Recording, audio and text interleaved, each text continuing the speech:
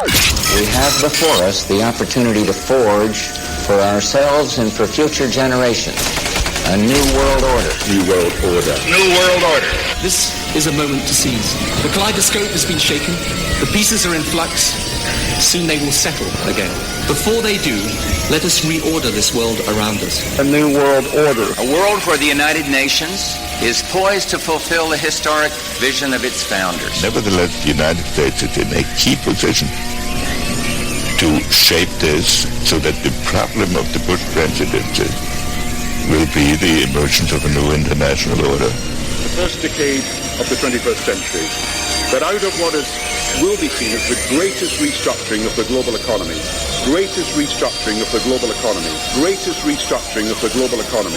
a new world order was created. Documenting the crisis of our republic. The very word secrecy is repugnant in a free and open society. And we are, as a people, inherently and historically opposed to secret societies, to secret oaths, and to secret proceedings. Waging war on the New World Order. The councils of government, we must guard against the acquisition of unwarranted influence, whether sought or unsought, by the military-industrial complex. This is Govern America with Darren Weeks and Vicky Davis.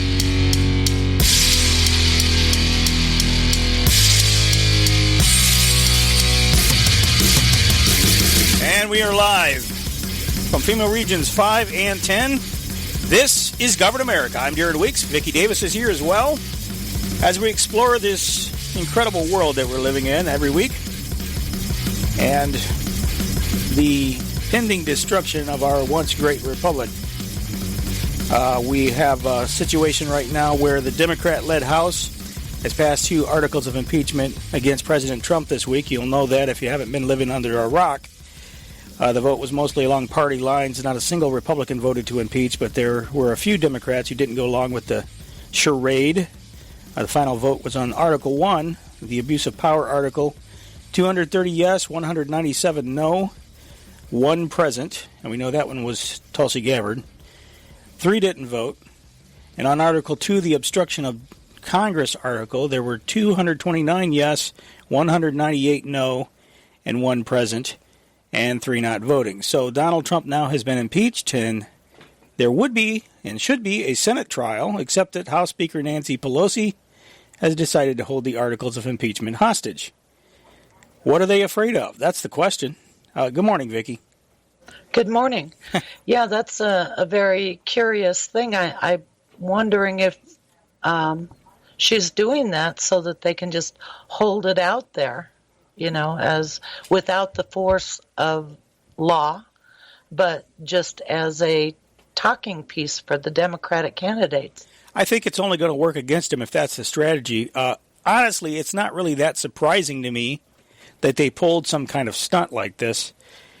I didn't really think about her ever doing that, but I think we've talked before on the show about the possibility, from their standpoint, if this goes to a Senate trial, what's going to happen? The Republicans in the Senate will be free to call witnesses. And if there are any in the Senate that, and there have been noises about calling certain witnesses like Alexander Chalupa, it could be very damning for the Democrats. And so Nancy Pelosi, I think, is trying to manipulate things in the Senate so that they, I think they want to have more power, more control over what witnesses are called. Well, what it seems to me is that Lindsey Graham is enthused about having it come to the Senate either. Yeah, you're right. Because he was saying something. Well, keep in mind, Lindsey Graham was the one, I think, if I recall correctly, because John McCain was up to his eyeballs in this whole thing, this Ukraine thing. Lindsey Graham, and I know you've watched Ukraine on Fire and Revealing Ukraine. Lindsey Graham was over there, I believe, with John McCain. He was right in the thick of all of this Ukraine stuff. So it's not really surprising to those that know what John McCain was up to in Ukraine that Lindsey Graham would want to shut this thing down pretty quick. Yeah, well, it's almost like they both parties have each other in a mutual headlock. Yeah, because I think there are members on both sides that are guilty. Yeah, of doing the same things. So yeah, no question about the guilt, the mutual guilt factor. But this is going to be interesting to watch unfold. Now, I'm not planning on spending a lot of time on it because even though it is a very historic event, but there are other things going on. I mean, the Crossfire Hurricane is certainly something that continues to move forward, and I should say the investigation, the fallout from Crossfire Hurricane. The Crossfire Hurricane was the investigation, but what are we to make of this?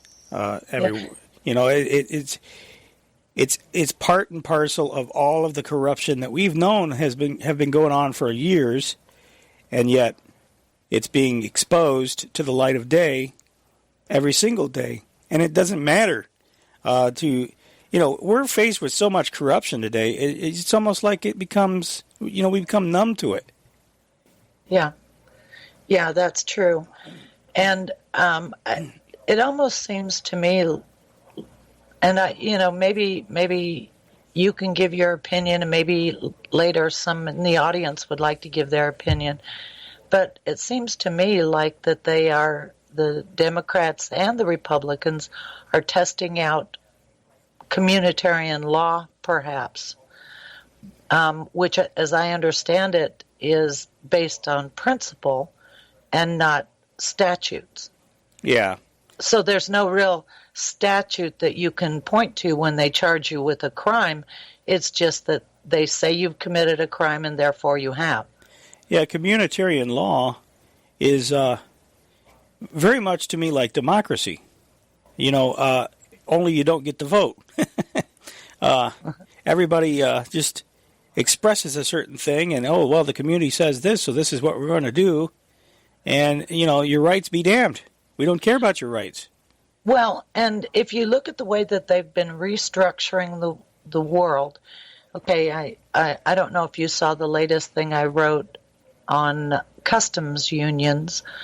But I saw that term, customs unions, and I think I must have read something in the past, when I was young, because it hit me like a ton of bricks, customs union. And if you follow the documentation of APEC, which APEC was the beginning of an Asian Pacific customs union, that everything is negotiated by Sherpas, and it's agreed to by the leaders, but there's nothing really statutory. It's all just principles.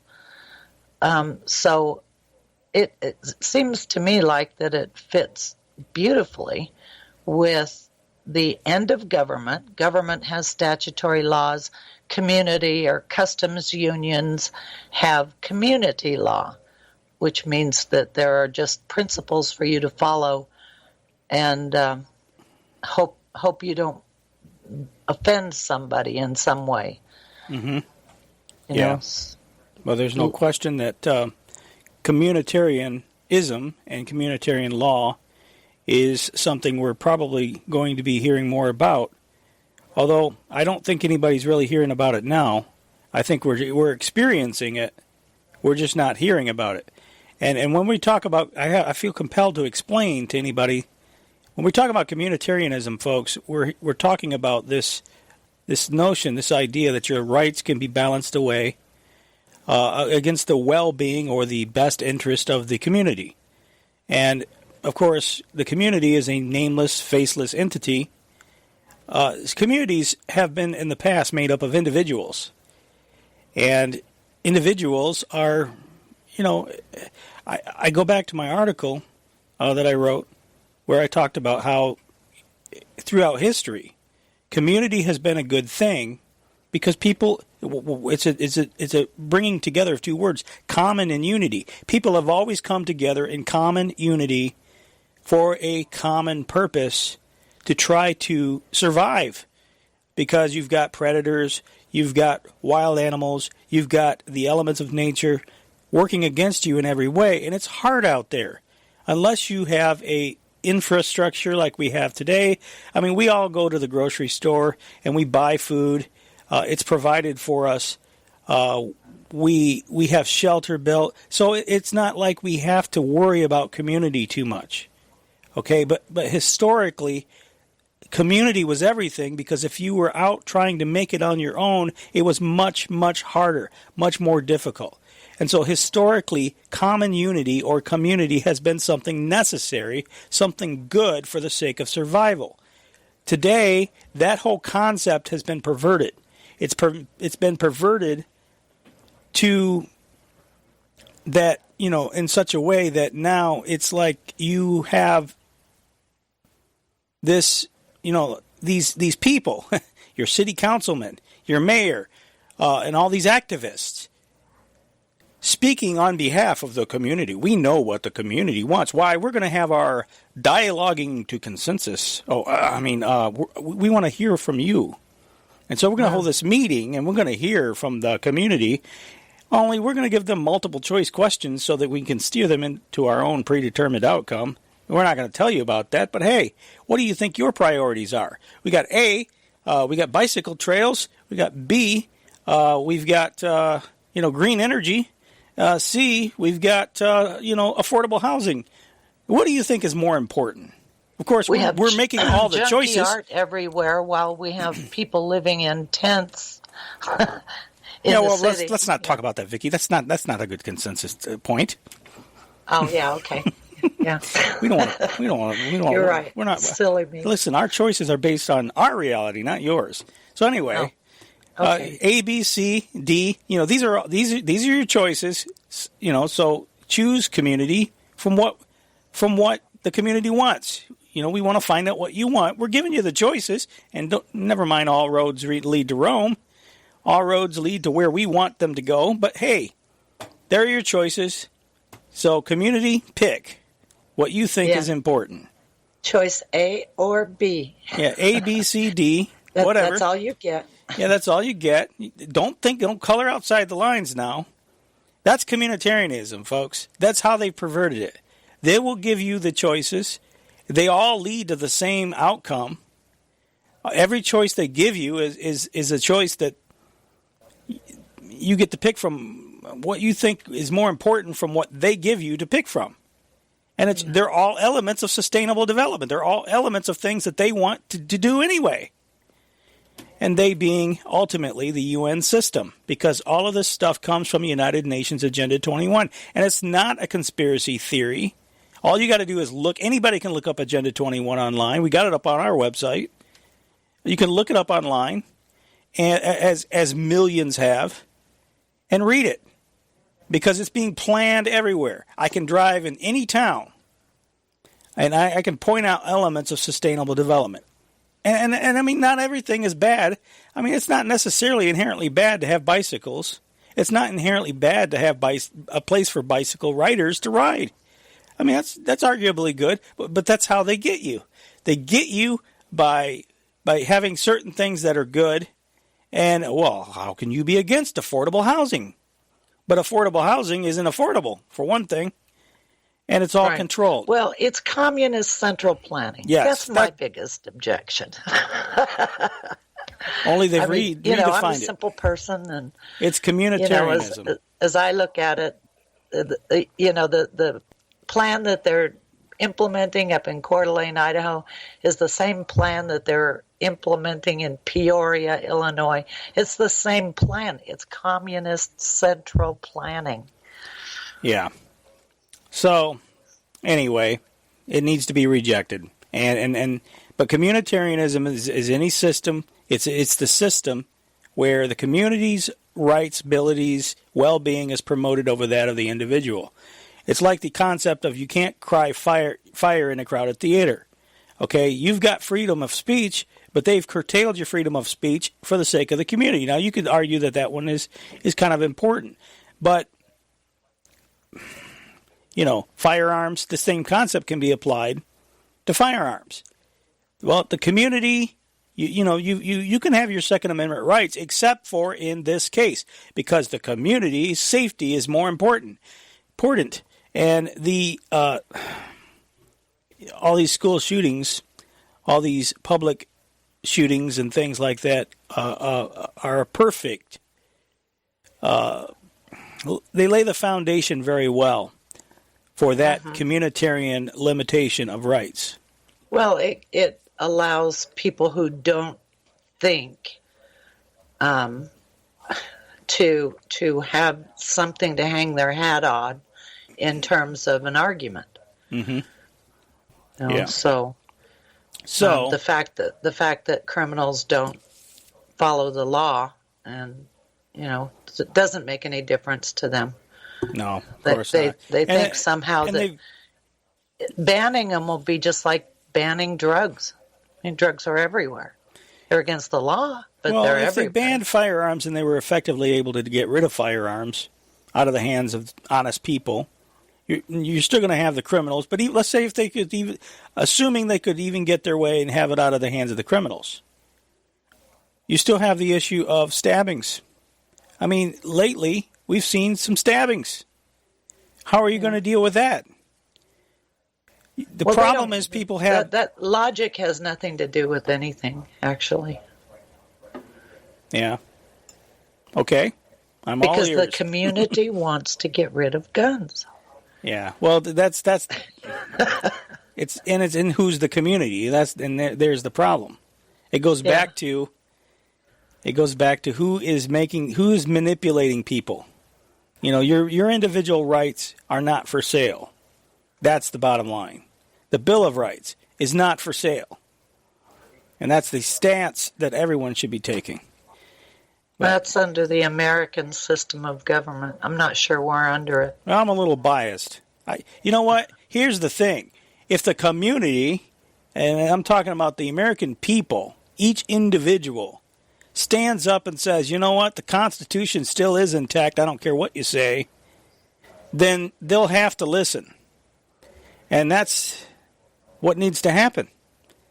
That's why they keep us so fighting, so divided all the time. That's why you have the media agitating all the time. Because if they can turn the people against each other, they don't know who the common enemy really is. And you've got so many people that are so screwed up now, coming out of these universities with their minds all filled with crap. That's the biggest problem that we face, I think, aside from the media. I would put the media number one and academia number two. Yeah, I'm not sure that they're not one and the same. Yeah. Well, we could debate that fine point, but the point is that it's because of these agitators in society that all of this stuff is going on.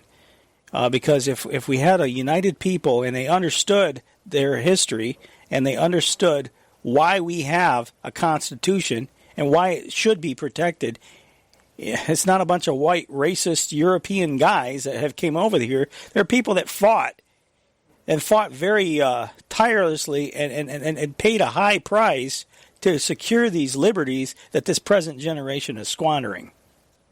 Yeah.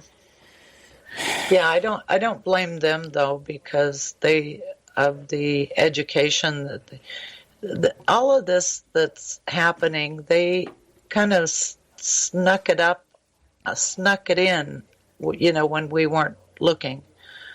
And so, who knew that they'd taken so much actual education out of the schools and put in so much sociology and psychology and politics, with, not giving them any understanding of their system of government.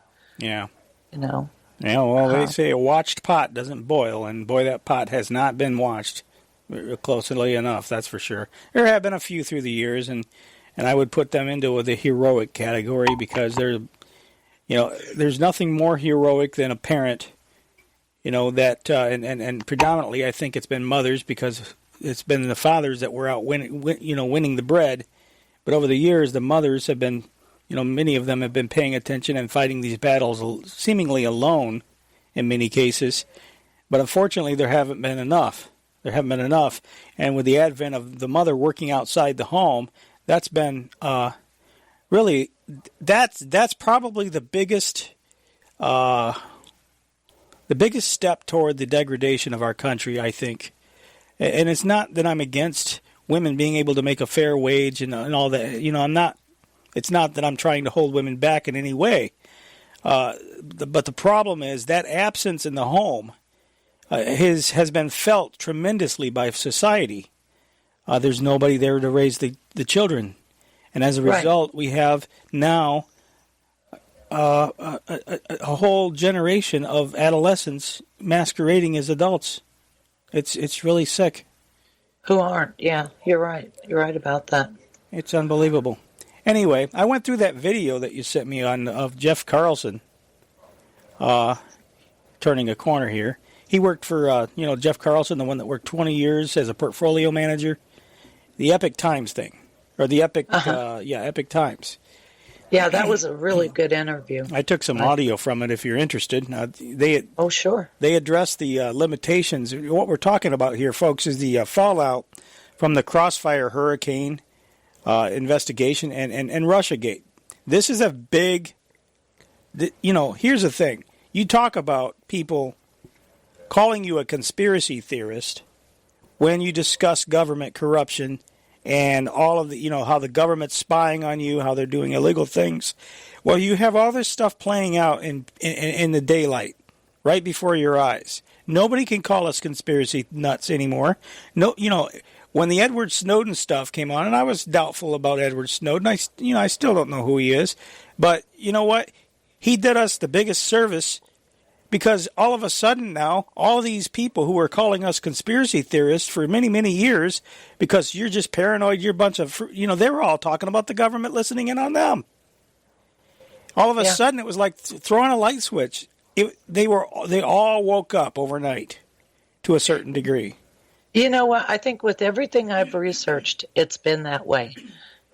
When it first starts to break into the public consciousness, they try to dismiss it as a conspiracy theory, like the NAFTA superhighway, like NAFTA itself, and trade agreements. They try to dismiss it as conspiracy theory, and then at some point they say, actually there is such a thing, Yeah, and I've got some stuff on the USMCA later on that we can get into. This thing is nasty. I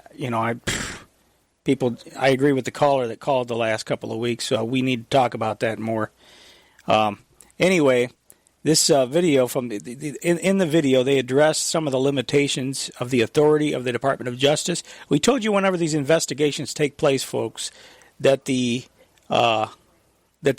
definitions, the scope of the investigation is defined by the terms of reference.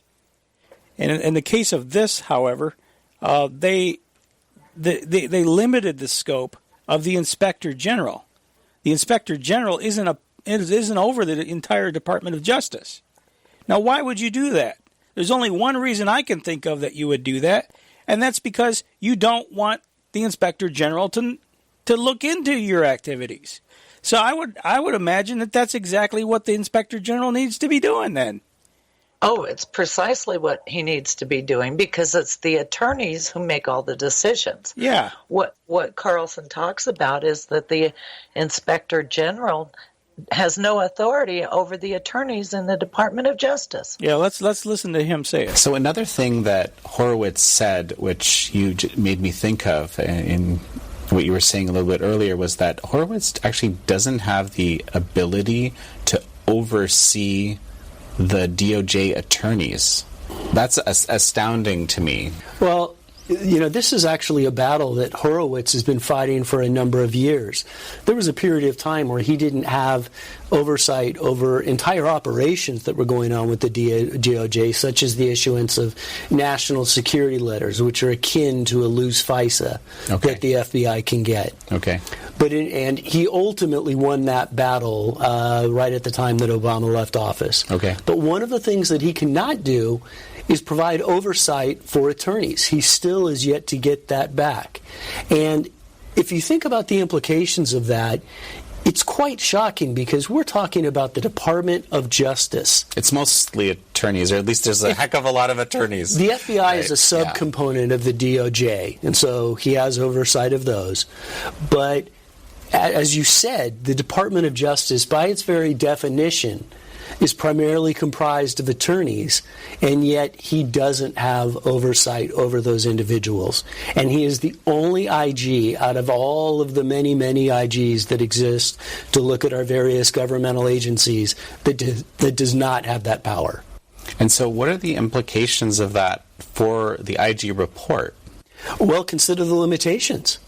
In terms of you carve out a large number of people that he is even able to go ahead and interview and compelled to be interviewed, right, and have direct oversight of their actual actions. I certainly hope that this is something that gets addressed moving forward. It should never have been in place in the first matter. You know what comes to my mind, Vicky, is all of that time during. Did he say in there? Did I understand him to say that it was during the Obama years that this was changed? Yes, that he got some authority back. Oh. What was happening during the Clinton administration is that they were deconstructing our government. And, government, the idea, the overall idea was government as a business, not government, right, to be a referee between business and the people, but rather government a partner with business. And that's the significance of the customs union. Yeah, because the customs union, the whole idea behind it is to facilitate trade across borders. And the neocon talk show hosts were promoting this whole idea under the guise of that business can do things a lot more efficient than government can. Absolutely, and government services are competing with private enterprise, and so that's when all the cities were divesting themselves of their water systems and their sewer systems, and some of them had electric systems to serve the people in the city. But these free traders, and I call it TRAITORS. Most everybody else calls it traders, TRADERS. But they are. That was the whole propaganda campaign. Free trade, government doesn't compete with business, and so business divests itself. Well, when business divested itself of the services that it was providing to people, whatever the services were, business turns that into a profit-making thing. So your price of water skyrockets because now there's not only the cost of producing it, there's the profit on top of it. Yeah. And that's the way that it goes. And the things that they didn't divest themselves, they just outsourced on contract, which turns out to work exactly the same way. So they go on to talk about the key findings of the Inspector General report. We discussed this a little bit on previous broadcasts, but it's worth elaborating on. Christopher Steele, created his dossier, and there's the sense that Steele had this large network of people that he was getting information from, and the reality couldn't be further from the truth. Chris Steele had one source of information, who is known as the primary subsource in the Inspector General's report. And this primary subsource then had his own network of people that he was getting information from, that he was the sole conduit relaying that information to Steele. Right. So there's multiple implications to be made from this. First of all, Steele is getting information second, third, potentially fourth or fifth hand for all we know. But the other issue was the FBI did not even bother to interview the primary subsource, the person who is providing all of the information supposedly within the Steele dossier, until January 2017. Now that's after the first initial application of the Carter Page FISA in October 21st, And it's days after they just submitted their first renewal of the Carter Page FISA. When they met with this primary subsource, the primary subsource for the first time had seen what Christopher Steele had written because BuzzFeed had just released the Steele dossier. Now, what the primary subsource then told the FBI was, I don't recognize a lot of information that's being contained in here. This is not what I told Steele. Steele exaggerated what I told him. He fabricated some of what I told him. Effectively, the primary subsource was saying that the information contained in the Steele dossier was not the information that he had given to Steele. Now, as bad as that is, the FBI did nothing with this information, bearing in mind that literally days before they had gone again to the FISA court for a renewal. The FBI not only failed to go back to the FISA court with this very material information, which effectively invalidates the dossier, they failed to tell the FISA court of that in the following renewals that they made for the Carter Page FISA. Okay, we addressed that previously on the broadcast. Now, there's a few things I want to clarify here, Vicky. First of all, there was not one, but there were two dossiers. We also know the names of the sources of the two dossiers. They are Sidney Blumenthal and Cody Shearer, both rabid Clinton operatives. Now, and Third Way. Sidney Blumenthal was involved in Third Way strategic redesign of government. So yeah, that's not surprising at all, since he's very good buddies with Bill Clinton, and Bill Clinton was a huge pioneer. I don't know if you want to call him a pioneer, but he was certainly pushing that in a big way. Now, how do we know that Sidney Blumenthal and Cody Shearer are the sources of the dossiers? Because of Jonathan Weiner's op-ed in the Washington Post. Jonathan Weiner, if you recall, he was the guy that he was one of the people that were not even he refused to talk to the Inspector General. For one thing, we can just start there. Why wouldn't he talk to the Inspector General? They mentioned in that IG report they couldn't compel him to give his testimony. They don't have subpoena power, and he wouldn't talk. Now, why wouldn't he talk? It's kind of interesting. But he wrote an op-ed in the Washington Post back in February of 2018, where the headline was, "Devin Nunes is investigating me. Here's the truth," where he laid out a timeline. And he says, here's the real story. In the 1990s, I was the senior official at the State Department, responsible for... By the way, this is, again, how this all ties to Bill Browder. I keep coming back to that, because if people don't understand the Bill Browder stuff, you're not going to understand what's going on today. Bill Browder and the whole... He's at the center of all of this Russiagate stuff. Bill Browder is central to all of this. And Jonathan Weiner is Bill Browder's attorney. Jonathan Weiner was involved in getting all of this, censorship of any information that's negative to Bill Browder taken off the internet. Although even that is starting to crack, because there's now a new Der Spiegel article, which doesn't go, whole hog. But it's finally starting to ask some questions. Der Spiegel is a German publication, and they did some investigative reporting, and Bill Browder's not happy about it. Oh, I hope you'll put the link to that in the show notes. I'd like to read that. Yeah, they tried to be fair. You can tell they tried to be fair with him, but they are starting to ask some questions now, and that's, to my knowledge, the first mainstream news publication that's actually asking some questions about Bill Browder. So anyway, back to the Jonathan Weiner op-ed piece in the Washington Post. He says, here's the real story. In the 1990s, I was the senior official at the State Department responsible for combating transnational organized crime. I became deeply concerned about Russian state operatives compromising and corrupting foreign political figures and businessmen from other countries. Their modus operandi was sexual entrapment, and entrapment in too-good-to-be-true business deals.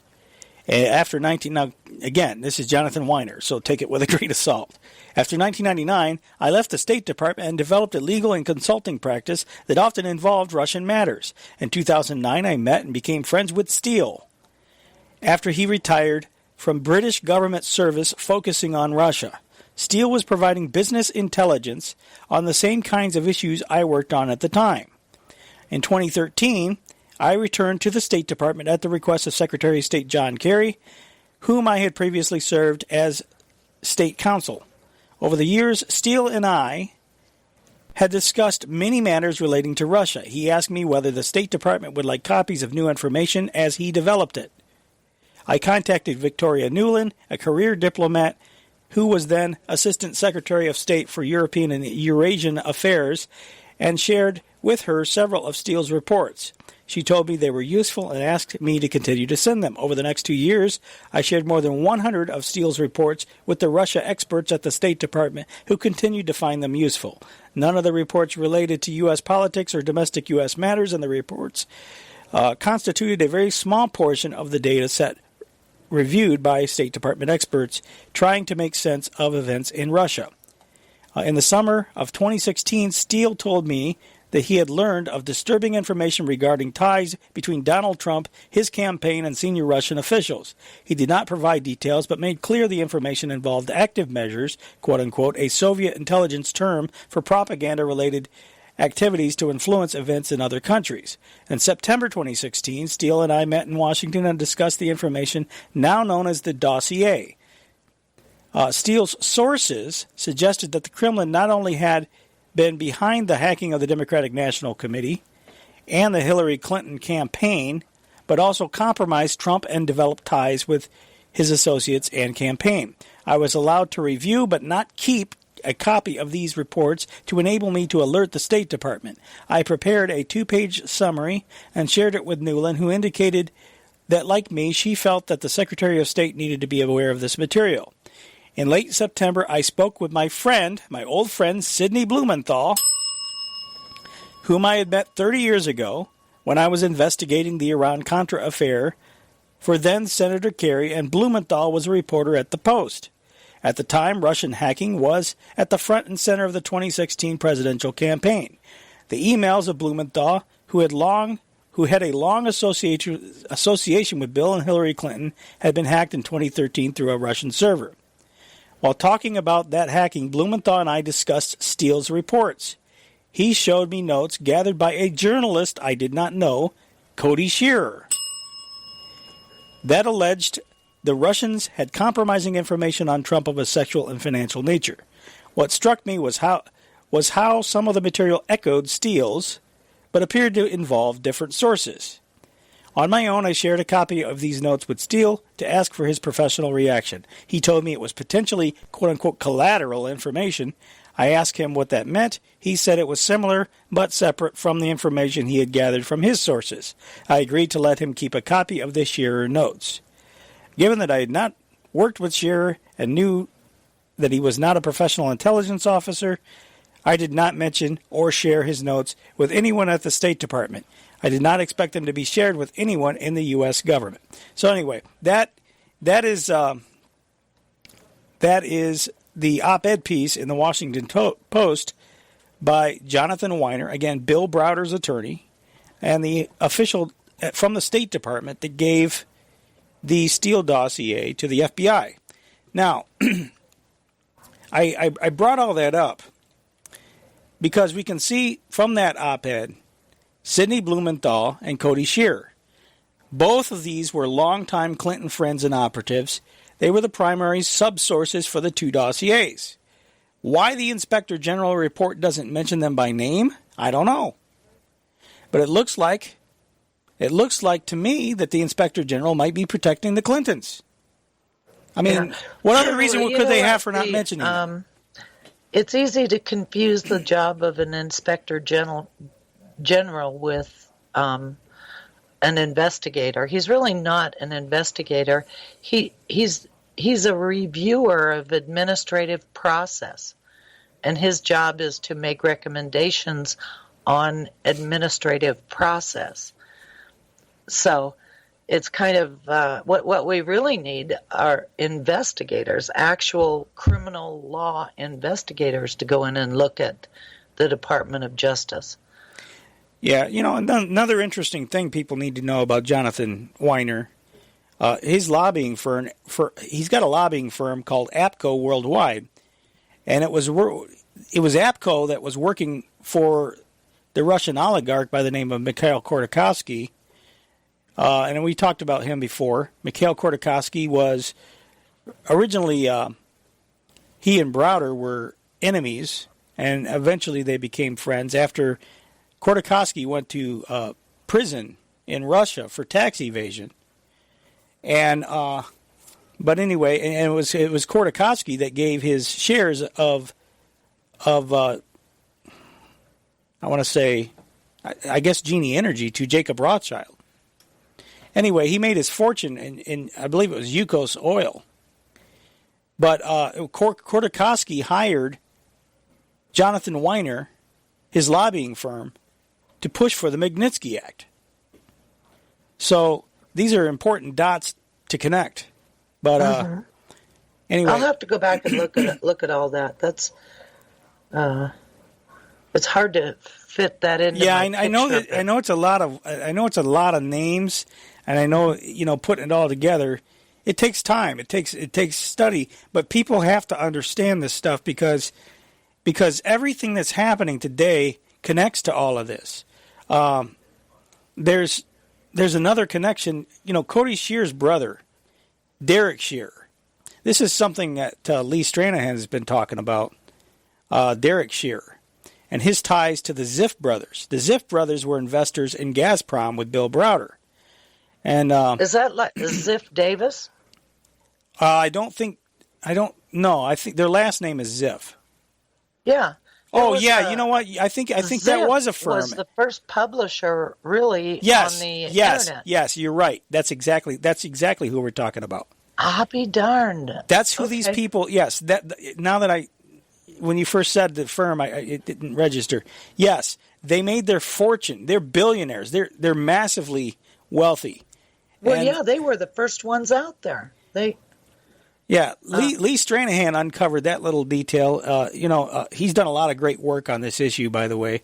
If people don't listen to his show, Fault Lines, you're really missing out, because I would say that's the best foreign policy show. Now, I don't agree with everything. The thing about that show, it's on Radio Sputnik, and they joke about being Russian assets or whatever, but they say, hey, we're on Sputnik because it gives us freedom. They don't tell us what we can say. If they ever tell us what to say, we'll quit. But they said that it's the only way that we can get our investigative journalism out. But he's on there, and then you got the Garland Nixon on the left. He's a lefty progressive, and Stranahan on the right.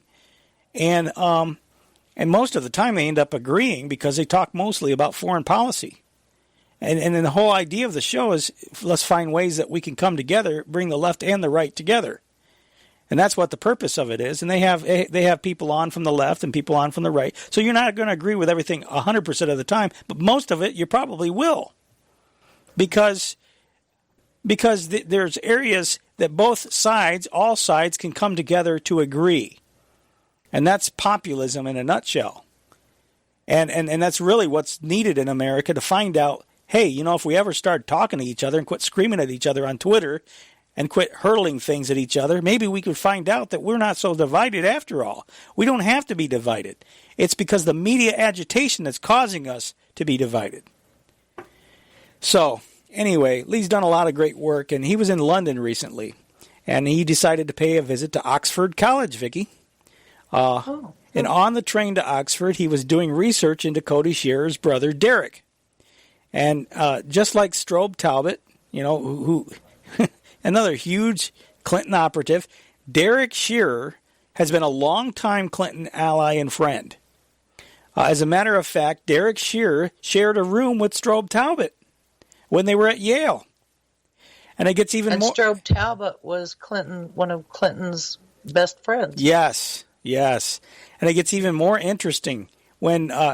I was kind of blown away when I discovered.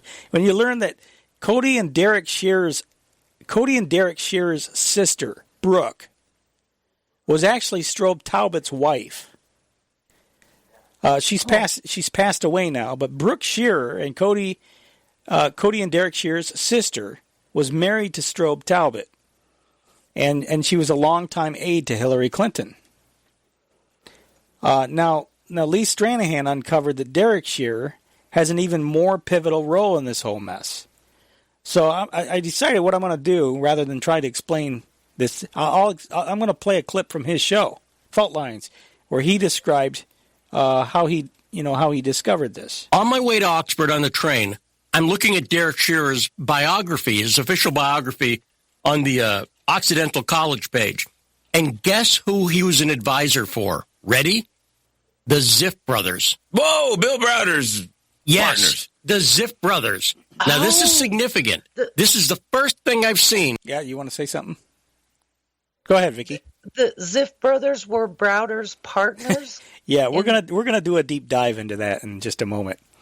Oh, we should. I'm fascinated now because Ziff was really big in the 1990s and even before the online stuff. Oh, they're huge. But then they kind of disappeared. I didn't know where. Well, they're still around. Yeah, I think if I'm not mistaken, they published PC Magazine, I think. Yes, they still do publish PC Magazine. That was the biggest. I think. That was the way we got our information on computers. Yeah. Back in the day. Well, and I believe Parade Magazine was an insert in the Sunday paper, and that was all over the place.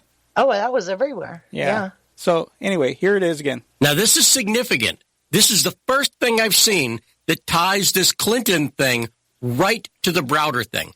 We're going to talk to Lucy about who the Ziff brothers are, but they're the people who were big investors with Hermitage, with Bill Browder, in Gazprom. Okay? Now, we're going to have Lucy fill this out, but I want you to think about this. Derek Shearer, on his bio, he was an advisor for Ziff brothers. This ties Derek Shearer right to Bill Browder, right directly to Bill Browder. Do you think, and I've been saying forever, Garland, there's an obvious nexus here between remember I said last week, it's like a big jigsaw puzzle. This is one of those pieces that ties it in. Yeah. You've got the Friends of Bill people. That's Strobe Talbot, Cody Shearer, Derek Shearer. I've never really brought up Derek Shearer as connected before. Now he's completely connected. I mean, I knew he was Cody Shearer's brother, but now that he was an advisor to the Ziff brothers, who were heavy investors with Bill Browder, now there's a financial motive for Cody Shearer doing that dossier.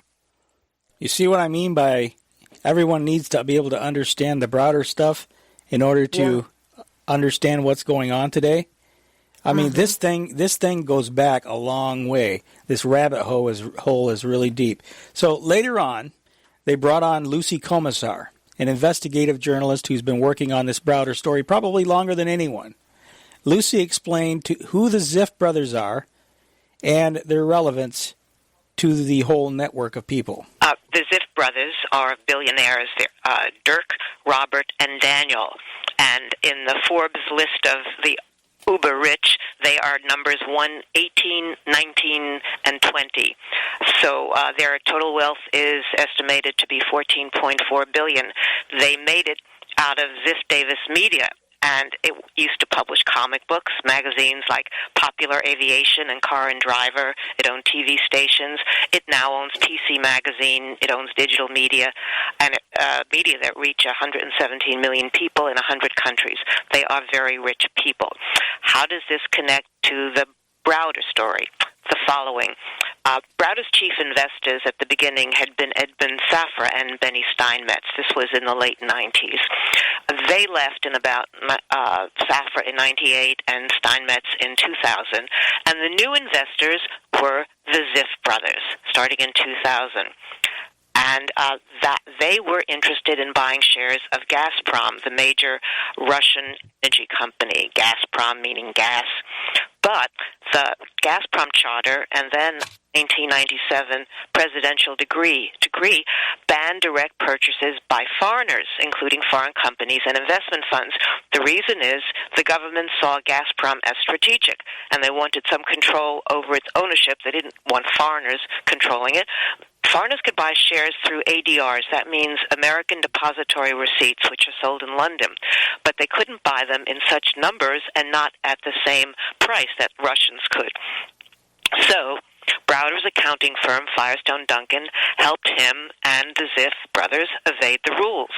And I talked to Konstantin Ponomarev, a founder of Firestone Duncan, and he told me in 1996 the firm developed a strategy of how to buy Gazprom shares in the local market, which, of course, was restricted for foreign investors.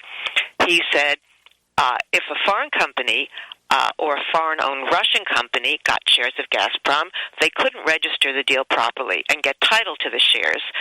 But local prices were several times lower than those in London. So he said to avoid this problem, Firestone Duncan registered over 30 Russian companies, some of which were owned by me or other Firestone Duncan partners. He's talking about himself, Ponomarev. All the companies owned and controlled each other, networked back and forth, layered. Hermitage had sent its investors' funds to these companies as loans. Then the companies would give these loans to each other. So when any company would buy Gazprom shares, it would be considered a Russian-owned company with cash loaned from another Russian-owned company. He said the structure was illegal, but the price difference was so big that they couldn't stop it. And this is how the Ziff, with the help of Browder, of course, set up their offshore operation. So these Ziff brothers, who were tied to Bill Browder, that were being advised by Derek Shearer, the brother-in-law of and roommate of Strobe Talbot when they were at Yale, and the brother of Cody Shearer, who wrote the original dossier on Trump, all of these people are Clinton operatives, and they're tied to Bill Browder on every level.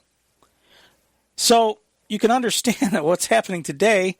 I mean, without understanding Bill Browder, the whole Browder story, I mean, it's incredible. It's just absolutely incredible how these are all Clinton operatives. They're all in the same network. Well, it was during the Clinton administration when they began to dismantle our government, and Al Gore was working with a Russian called Chernomyrdin. I mentioned him before, and their projects were cooperation in technology and science and telecommunications and all of that. And I don't know, I kind of suspect that the FSB is a partner in the intelligence system, John Brennan's system, the same as, Five Eyes. Yeah. I think it's all part of the same network, but they don't talk about the Russian part of it, the FSB. And I just want to say, if anybody wants to, a good starting point, if somebody wants to kind of get their feet wet in learning about Browder, a good starting point is that movie, The Magnitsky Act, Behind the Scenes. I can't recommend that enough. That's Andrei Nekrasov's documentary about how he started off being a Browder fan, and as time goes on, in fact, that's what the movie was supposed to be. I think I've talked about this before. The movie was supposed to be his expose, basically, of Putin. He was anti-Putin himself. He started off trying to champion Browder because he thought what Browder was doing was great. He was a big human rights campaigner, and because that's how Browder sells his story, is that he's a big human rights guy. Creating jobs, justice for the Russians, bringing money in, economic development. It's justice for Magnitsky. That's what it is.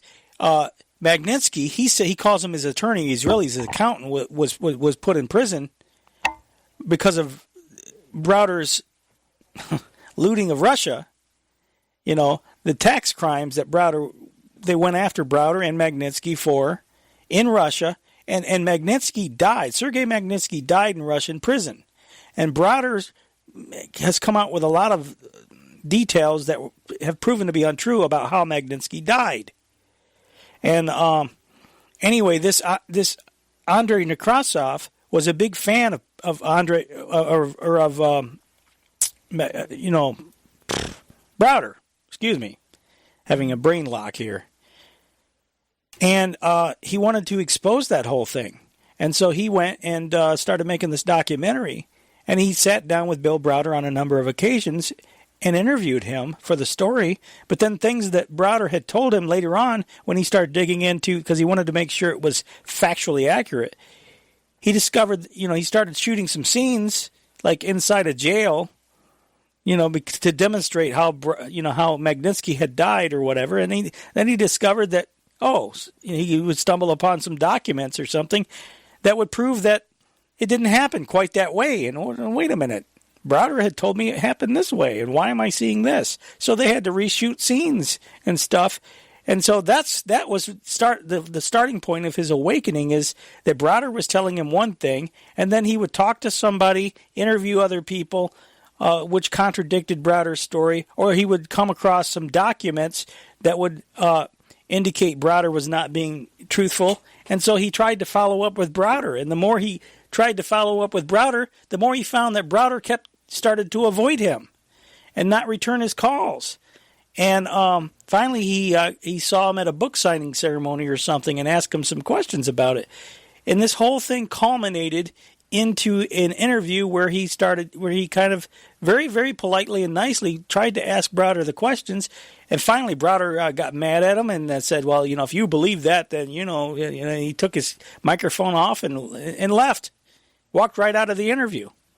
So this was a huge awakening, but to Andrei Nekrasov's credit, he didn't stop. He kept going with his documentary and let the truth take him wherever it would. And that's a journalist. When you have your own preconceived ideas, and what you're finding doesn't fit with your own preconceived ideas, rather than trying to make the facts fit your narrative, your perspective, to keep going and to actually follow the truth wherever it leads, even if it's not comfortable for you. That's real journalism. Unfortunately, we don't have that much of that today. I'll tell you what, let's take the top of the hour break, and we'll continue here in hour number 2. Stay with us. This is Govern America.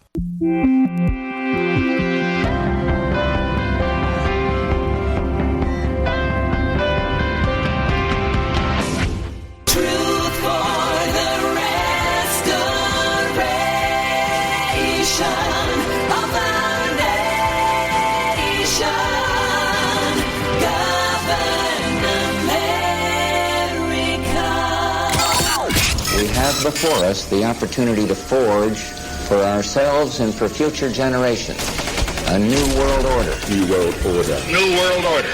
This is a moment to seize. The kaleidoscope has been shaken. The pieces are in flux. Soon they will settle again.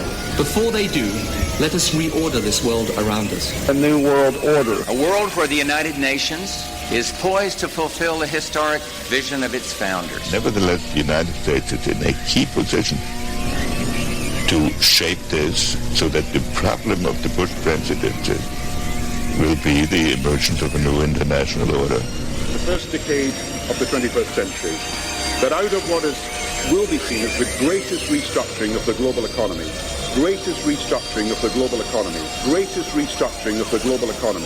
a new world order was created. Documenting the crisis of our republic. The very word secrecy is repugnant in a free and open society. And we are, as a people, inherently and historically opposed to secret societies, to secret oaths, and to secret proceedings. Waging war on the New World Order. In the councils of government, we must guard against the acquisition of unwarranted influence, whether sought or unsought, by the military-industrial complex. This is Govern America with Darren Weeks and Vicky Davis. Live from FEMA Regions 5 and 10, this is hour number 2 of Govern America. And we are live if you're listening to us at noon Eastern Time on the 21st of December 2019, right before Christmas. And a lot of people doing shopping and baking things. And a lot of festive spirits in the air. Well, hopefully not spirits. We don't want spirits in the air. Well, you know what I'm saying. Anyway, there's a lot of bad spirits in Washington, D.C., though, I can tell you that, and a lot of corruption there as well. By the way, the website for the show, governamerica.com. I almost forgot to give it out. Governamerica.com, and my email address is radio@governamerica.com. And, Vicky, you want to go ahead and give your information out? Yeah, my website is thetechnocratictyranny.com, and I have an older one, channelingreality.com. Yeah. And my email address is on both websites. Very good. thetechnocratictyranny.com. Very good. And she's got a brand new article up, The Russian Collusion Connection. And very important information, especially when you consider that they're talking about merging the Department of Labor with the Department of Education. I did that article some months ago, but it was about Victoria Nuland. Oh. Our sweetheart from the State Department. Neocon extraordinary. It flows right into the story you're telling. Exactly. So. Yeah, it really does. I have some more audio from the Browder program, for the program they did on Browder. This is Fault Lines with Garland Nixon and Lee Stranahan. And why do we have to go to Radio Sputnik to get the truth? That's what I want to know. You know? I mean, why isn't this being presented in the mainstream media, folks? Why isn't Fox News putting this out? They're protecting all the criminal actions that they were taking when they were dismantling our government. Third Way was, the idea was to replace government. Okay, now remember the public-private partnerships, but they thought that they could manage the United States like it was a corporation through computer systems. Yeah. And that they could make those systems be global. And one of the systems that I know that they got involved with the Russians in is the health system, global health. Yep, that's exactly right. And, I remember Charlotte Iserbyt warning years ago about how she stumbled across that document, how they wanted to merge the school system. They wanted to adopt the Soviet system of education. And that's exactly what they're doing with the vocational education. That's right. School to work and all this other, workforce, or was it Goals 2000? Goals 2000. It was all part of the same systems design broken up in phases, but every time they passed legislation to move the program on, they gave it a new name, but it was actually all part of the same redesign of the system. It was just the step-by-step phased implementation of the redesign of our entire system of education and business into a system called workforce development. Yep. So you think your little kindergartner is a child in school. No, they are in workforce development being trained for a vocation. Yeah, and as you were saying, communist central planning earlier when you were talking about communitarianism, I mean, this dovetails perfectly with communitarianism because this is nothing less than central planning on a national scale, really an international scale. That's because the communitarian system is needed. If you're going to manage a country through computer systems, you've got to, and you're managing it as if it's a corporation, you've got to be able to change the systems at will. Yeah. Without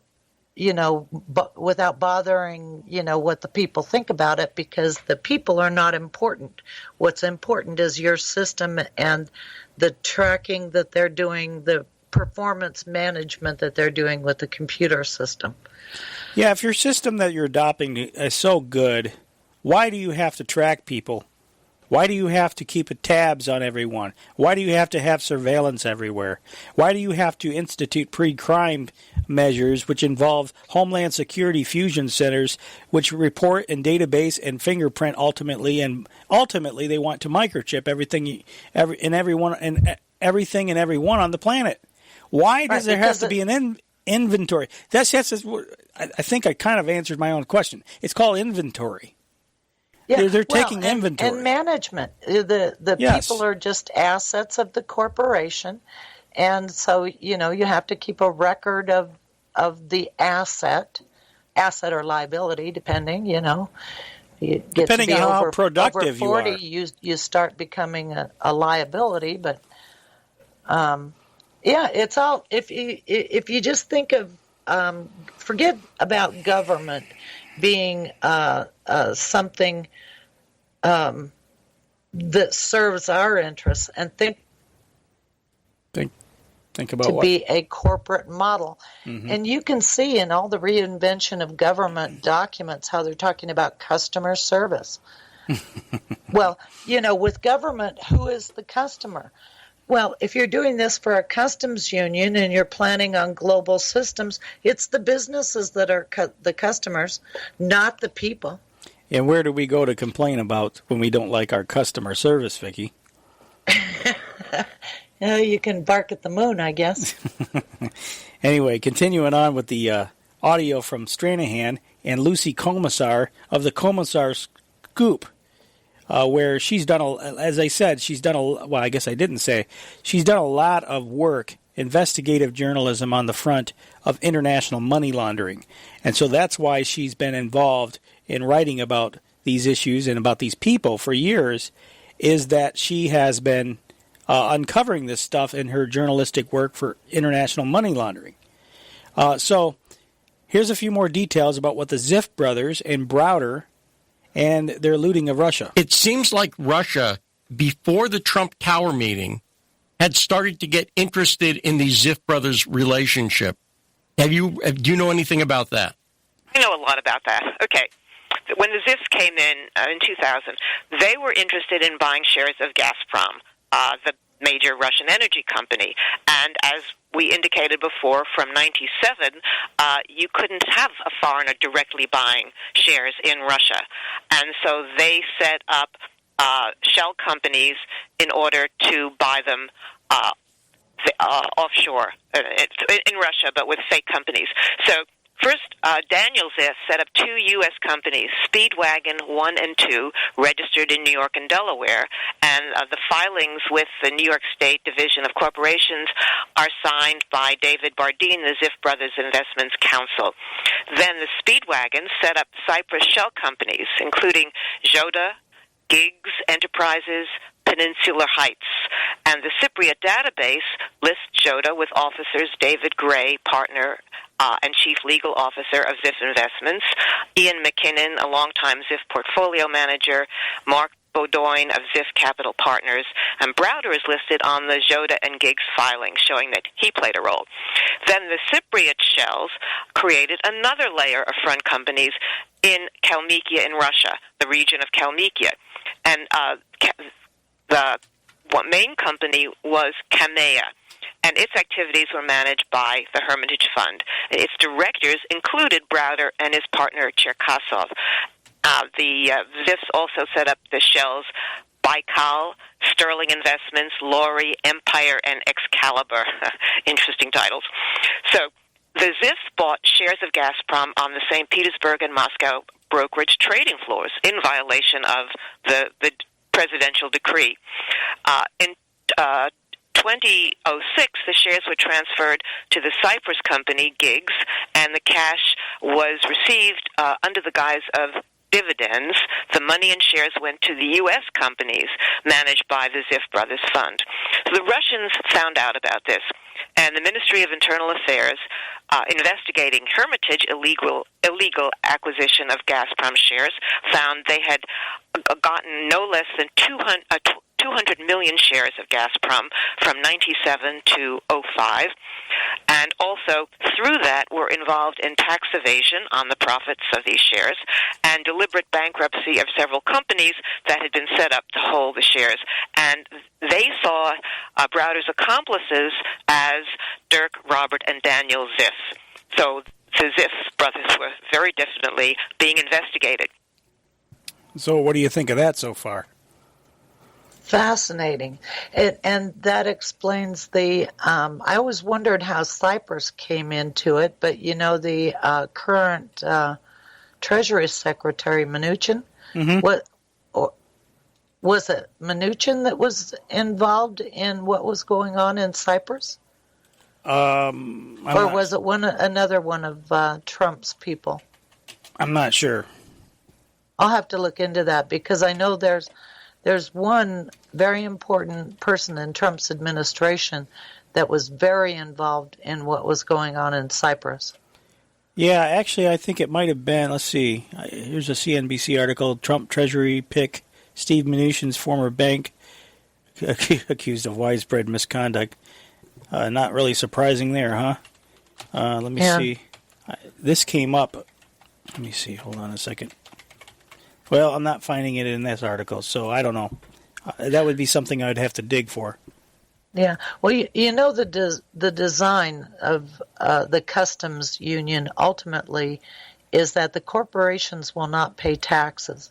Taxes will be paid by the consumer/worker/slaves.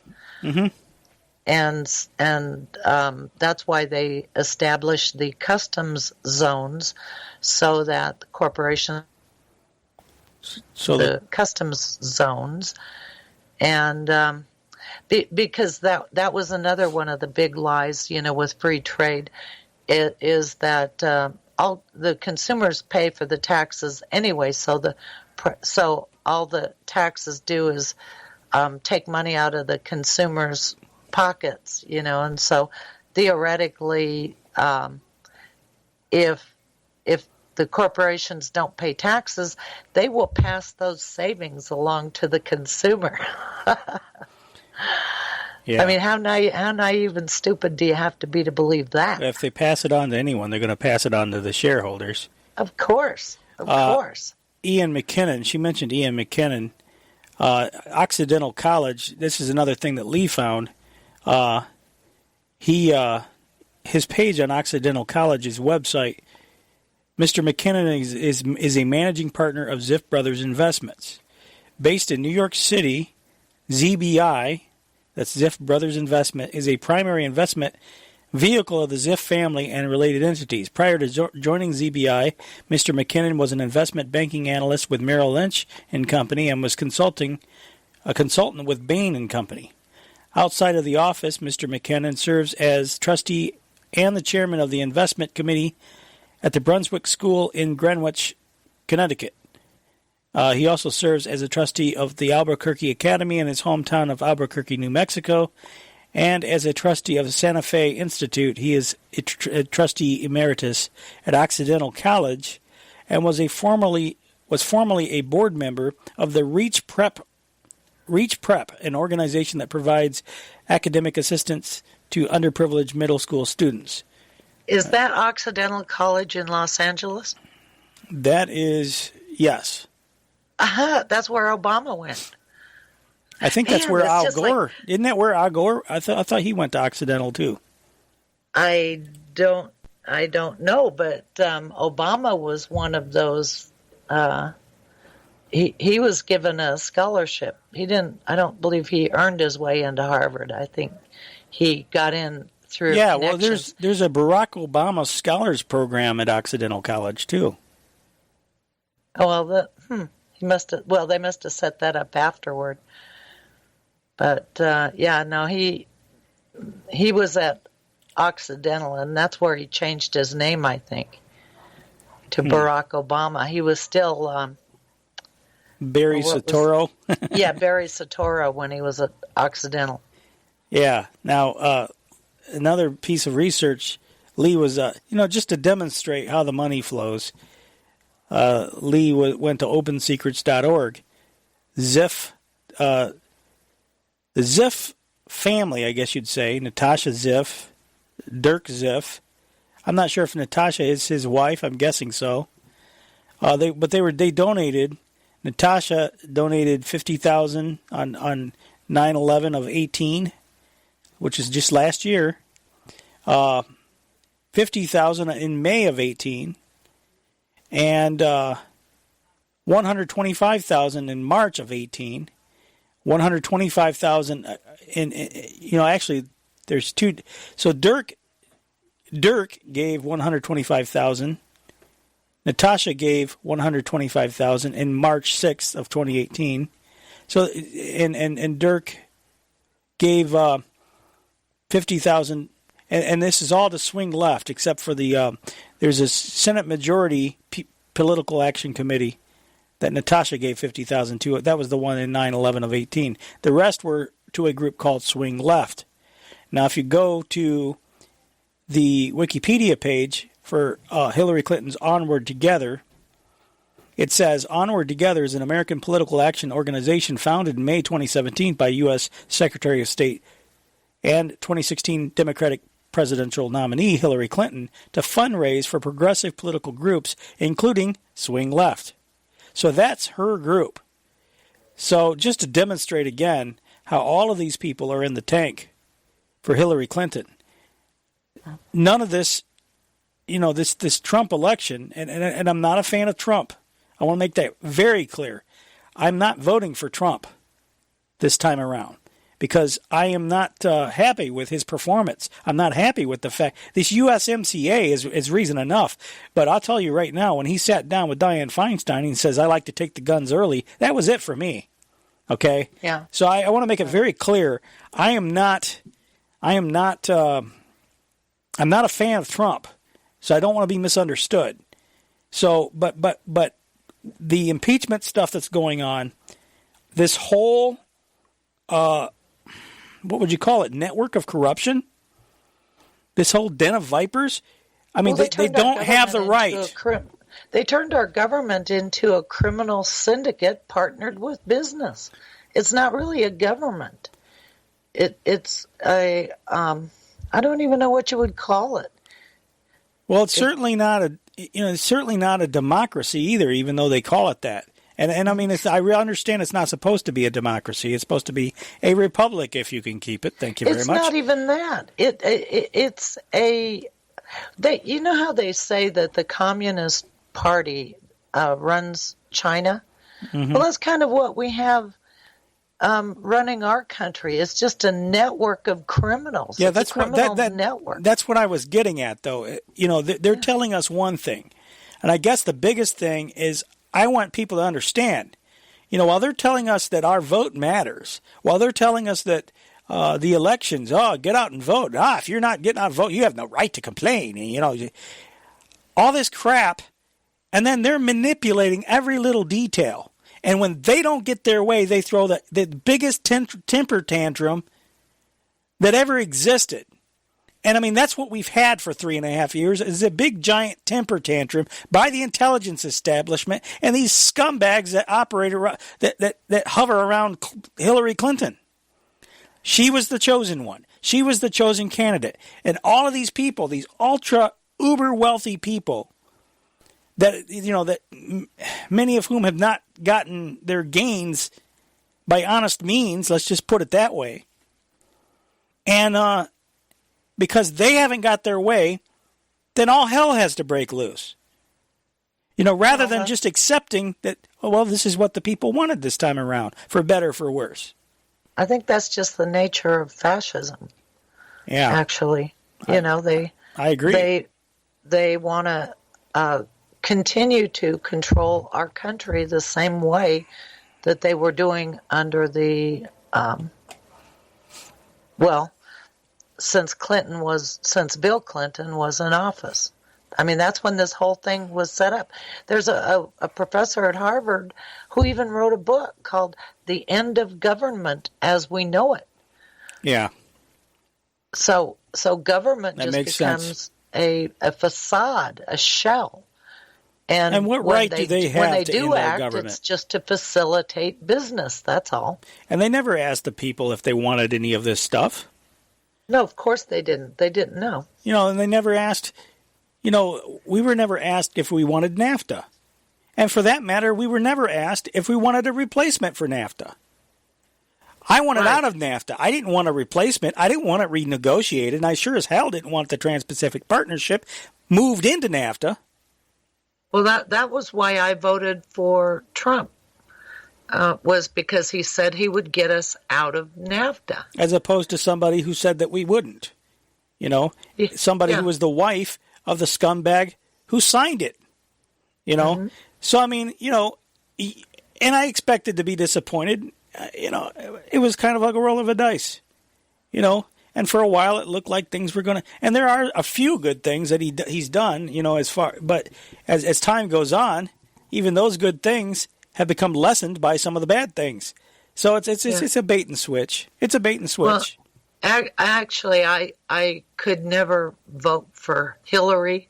You know how in New York they say your hand will fall off if you vote for a Republican? Well, in my world, my hand would fall off if I ever voted for someone like Hillary. Well, it just couldn't happen. Why would you vote for a criminal? That's all I got to say about that. I mean, she's a blatant criminal.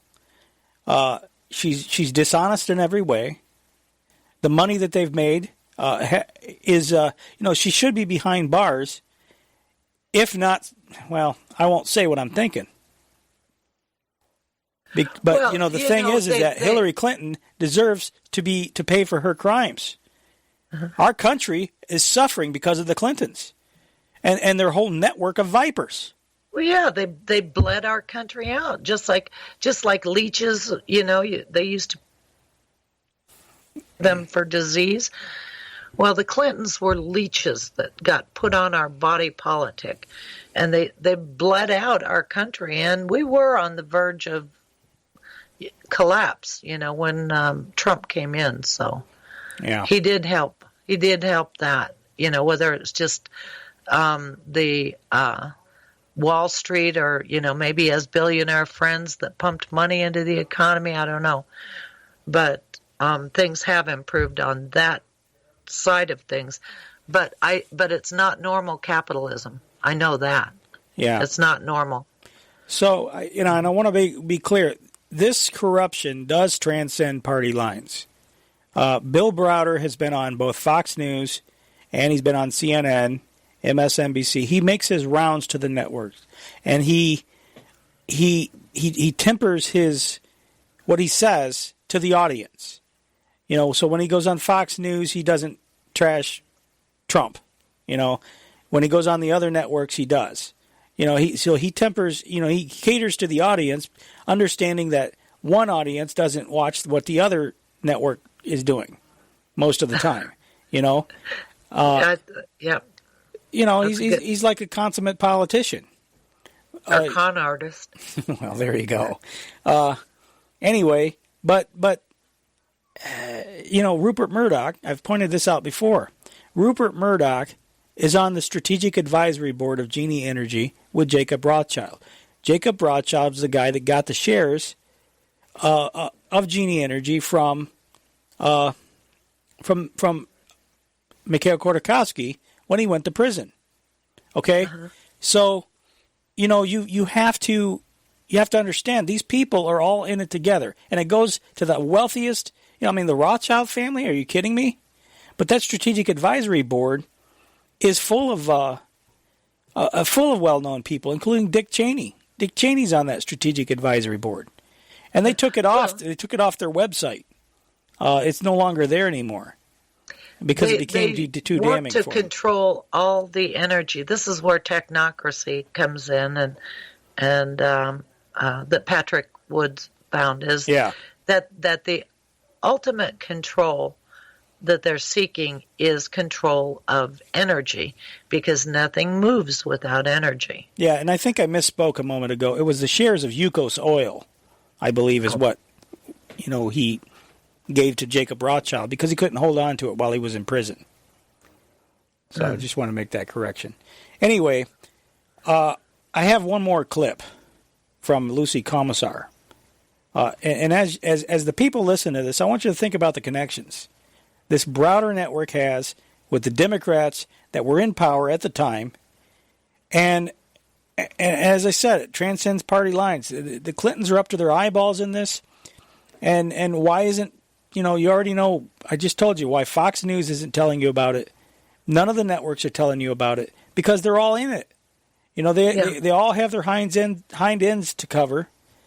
And anyway, but if you want to see, I want you to see why they were looting Russia and how the looting of other countries plays into this, and why aren't they being pursued? Why are they being protected? Even by, just like that Inspector General report didn't mention Sidney Blumenthal. We just proved on this show that Sidney Blumenthal was involved in this. Cody Shearer. Why doesn't it mention Cody Shearer? So these are questions that, it seems like these people are being protected. Anyway, Lee Stranahan and Lucy Commissar on fault lines. So, Lucy, you mentioned that the Ziff brothers, when they were trying to buy Gazprom shares, part of this went through these Kalmykia companies. The thing that people who've been following the story know about the Kalmykia thing is this being investigated as a tax dodge. The shell companies in Kalmykia seem to be a tax dodge, where they were taking advantage of a program that allowed, if you hired Afghan war vets and then employed them, you could get a tax break. Were those Kalmykia companies that Browder, and this is part of what got Browder in trouble, correct, was the Kalmykia stuff, right? Yeah, okay. So it was hiring the disabled, but many of the disabled had been were Afghanistan war veterans. But this actually gets into some other legal.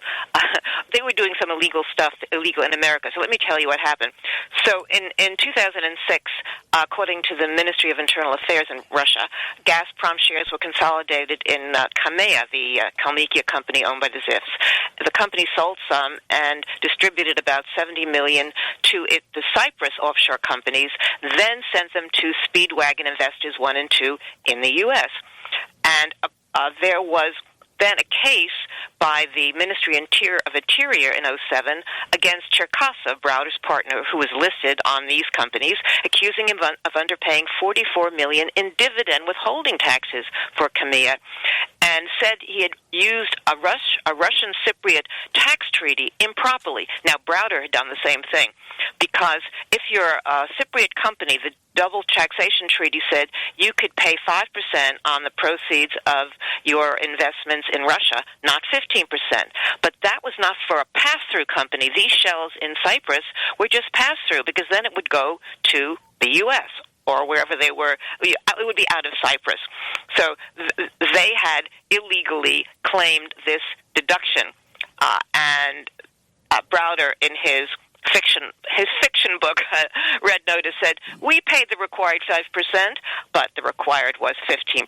After this was discovered, the Russians made claims that they owed money. Of course, the money was never forthcoming. In 2013, Browder was tried for his tax evasion and other crimes and found guilty, but they could never go after. They were unable to charge the Ziff brothers. Of course, they were out of the country.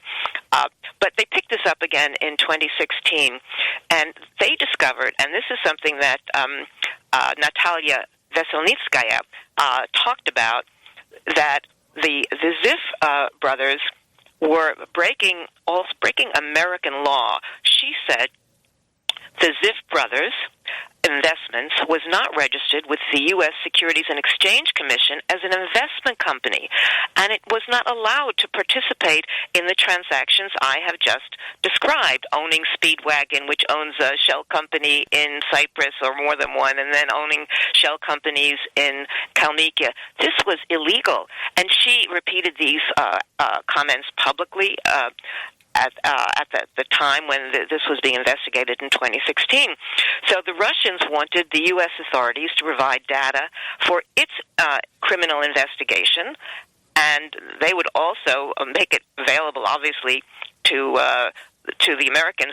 Yuri Chaika, the Russian general prosecutor, said on national TV in 2017 that his agency, quote, has presented serious evidence of violations of the law by Browder and the Ziff brothers to U.S. officials.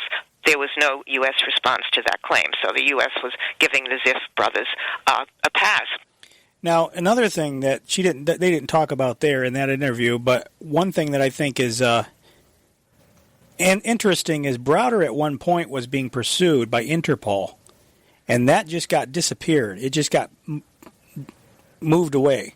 I mean, it just all went away. Russia, I think, had went to Interpol, and I think Browder cashed in some favors or something on that, because that whole thing was dropped. And that's something that people can research on their own if they want to. As you can imagine, there's a lot more to this story. And, that whole interview, everything was just excellent. But I'll put the entire interview plus a whole lot more of Lee's links in the show notes. But you know what? That kind of proves what I said about the government just being a criminal syndicate. Yeah. Facilitating the crimes of businesses in foreign countries. Yeah, and it's what I said, I'll say it again. People need to understand this whole Browder thing in order to understand what's happening today. The FBI corruption, the Inspector General report, Ukraine Gate, the Trump impeachment, all of the Russiagate stuff, it all ties. Without understanding Browder and the roots, that's the root. That's the central thing to all of this, going back to the looting of the Soviet Union, or the post-Soviet Russia, I should say. Even Sergei Skripal, the poisoning, Sergei Skripal has ties to Christopher Steele. You remember Sergei and Yulia Skripal, right? The double agent spy. Yeah, poisoned in the park. Yeah, and his daughter. They were poisoned in Salisbury, England. Sergei's handler and recruiter was a guy by the name of Pablo Miller. Pablo Miller was recruiting Russians to pass information to Britain about Russia. Christopher Steele was the MI6 officer under diplomatic cover in Moscow at the time. Pablo Miller now works for Orbis Business Intelligence, which is the same firm that Christopher Steele founded. So Pablo Miller, Sergei Skripal's handler, is actually working for Christopher Steele. Now, that raises some interesting questions, doesn't it? It's also very incestuous. Yes. Let me say something about MI6. They spun off a private corporation called Kinetic, Kinetiq. And they were doing business over in the United States. And I was researching something and bumped right into the anthrax situation. You've bumped into anthrax? That's not good. Kind of, bumped into information on anthrax and the anthrax investigation. There was a guy that was imported to the United States, and I can't remember what his name is, but he was a Russian scientist, and he had just gotten a grant to do research on a vaccine against anthrax poisoning or something. Mm-hmm. Anyway, it's all very connected. It's all corrupt and very connected, isn't it? Oh, absolutely. It's unbelievable. It's really unbelievable that all of this stuff is really out there in plain view. Anybody that cares to dig for it. I mean, we've got more tools now to expose things today. I mean, back in the years ago, people had to go to libraries and law libraries and, spend hours poring over books and microfiches. Isn't that what you call it? Getting back to how we originally went down this path was that interview on Epoch Times. Uh-huh. And the Inspector General being unable to oversee the attorneys in the Department of Justice. It's the attorneys that are providing the barrier between the criminals and the citizens. Mm-hmm. And so, which kind of puts us in a lockbox, sort of. We can't get to the criminals because we can't get past the corrupt attorneys. Yeah, I want to. And it seems nobody can. I mean, if they can't police their own from within the Department of Justice, they have no oversight of them. They can do anything that they want to do. Yeah, I got one more clip from that interview too. That I'll get back to circle around here in just a minute. But, man, considering just the Skripals, where are they now? That's the question I have. Why have they been effectively disappeared? After that whole thing happened, they spent some time in the hospital, and then the story kept changing, and we kept hearing about, how this was a nerve agent only the Russians could use, and they could only produce, and all of a sudden we found out there was a lab right there, just down the road, that had it, and the story kept changing. It was supposed to be they were poisoned at the airport, or they were poisoned in the car's ventilation system. Then it was in the park bench. Then it was CC's Pizza. Then it was on the doorknob. I mean, they told the truth so many different ways. That's a tactic, by the way. Yeah. Yeah, and finally, it just, all of a sudden, well, okay, I guess they're recovering. It was such a deadly nerve agent that they recovered from it. And Funny thing about that. And now they're gone. Where are they? Where are they? Why can't the media conduct interviews with them? Very much the same way the media did Prince Andrew. Not to conflate the two stories, but I'm just saying, things come out sometimes, even in mainstream media interviews. Why isn't even the mainstream media able to talk to these people? Why aren't they able to be heard from? But they've been effectively disappeared. And after that whole scenario, and it was used to make Russia look bad and increase international tensions, I believe they had sanctions put on them, and additional sanctions as a result of that, if I'm not mistaken. It's been a while, so I don't remember all the details. But to find out his handler was working for Christopher Steele, why isn't that being talked about? That's huge. I wonder when I learned that, I was blown away. Yeah, this is all so complex. It's amazing anybody's talking about it. Well, if more people talked about it, more people would understand it, and that's why I'm spending time on it myself. Because, I've tried to study it, I've tried to understand it, but it needs to be talked about everywhere. So that's true. It would be nice if we had a government that actually did what they're supposed to do. I mean, but here's the thing.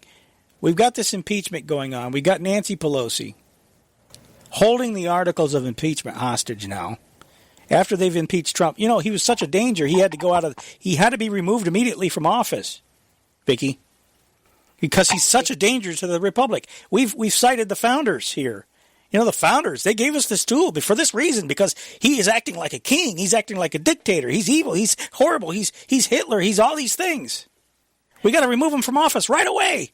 And we have impeached him now. Doesn't that give you he's impeached. And now it's like, I think I'll just hold on to the impeachment. I'll just hold on to it for a while. It's not that important now. Why? The Democrats cause cognitive dissonance, everything that they do. We are the deplorable. We're the ones that are waving the American flag, but we're the deplorables. But and they don't like our borders, they don't like our nation, but they love the Constitution. How does No, they don't love the Constitution either, because hey, the Constitution was written by those racist white guys from Europe. Those racist white guys from Europe, the only time they love the Constitution is when they're going to remove somebody from office or pushing something. Then it's like, oh, we're going to, we don't like we don't like that racist red, white, and blue flag either. But boy, we'll drape the backdrop that the whole stage will be covered with them when we're standing up and talking about impeaching the president. But why am I going on about this? Because here's the thing, folks. With all the criminality that we've laid out for you today, let's ask the question, why do the Democrats apparently fear a Senate trial? Does it start to make a little bit sense that they're trying to manipulate the Senate trial? If they ever start, and I don't know if the Republicans would, because frankly, the corruption is bipartisan. Destroying America is a bipartisan effort, and they've done a pretty good job of it.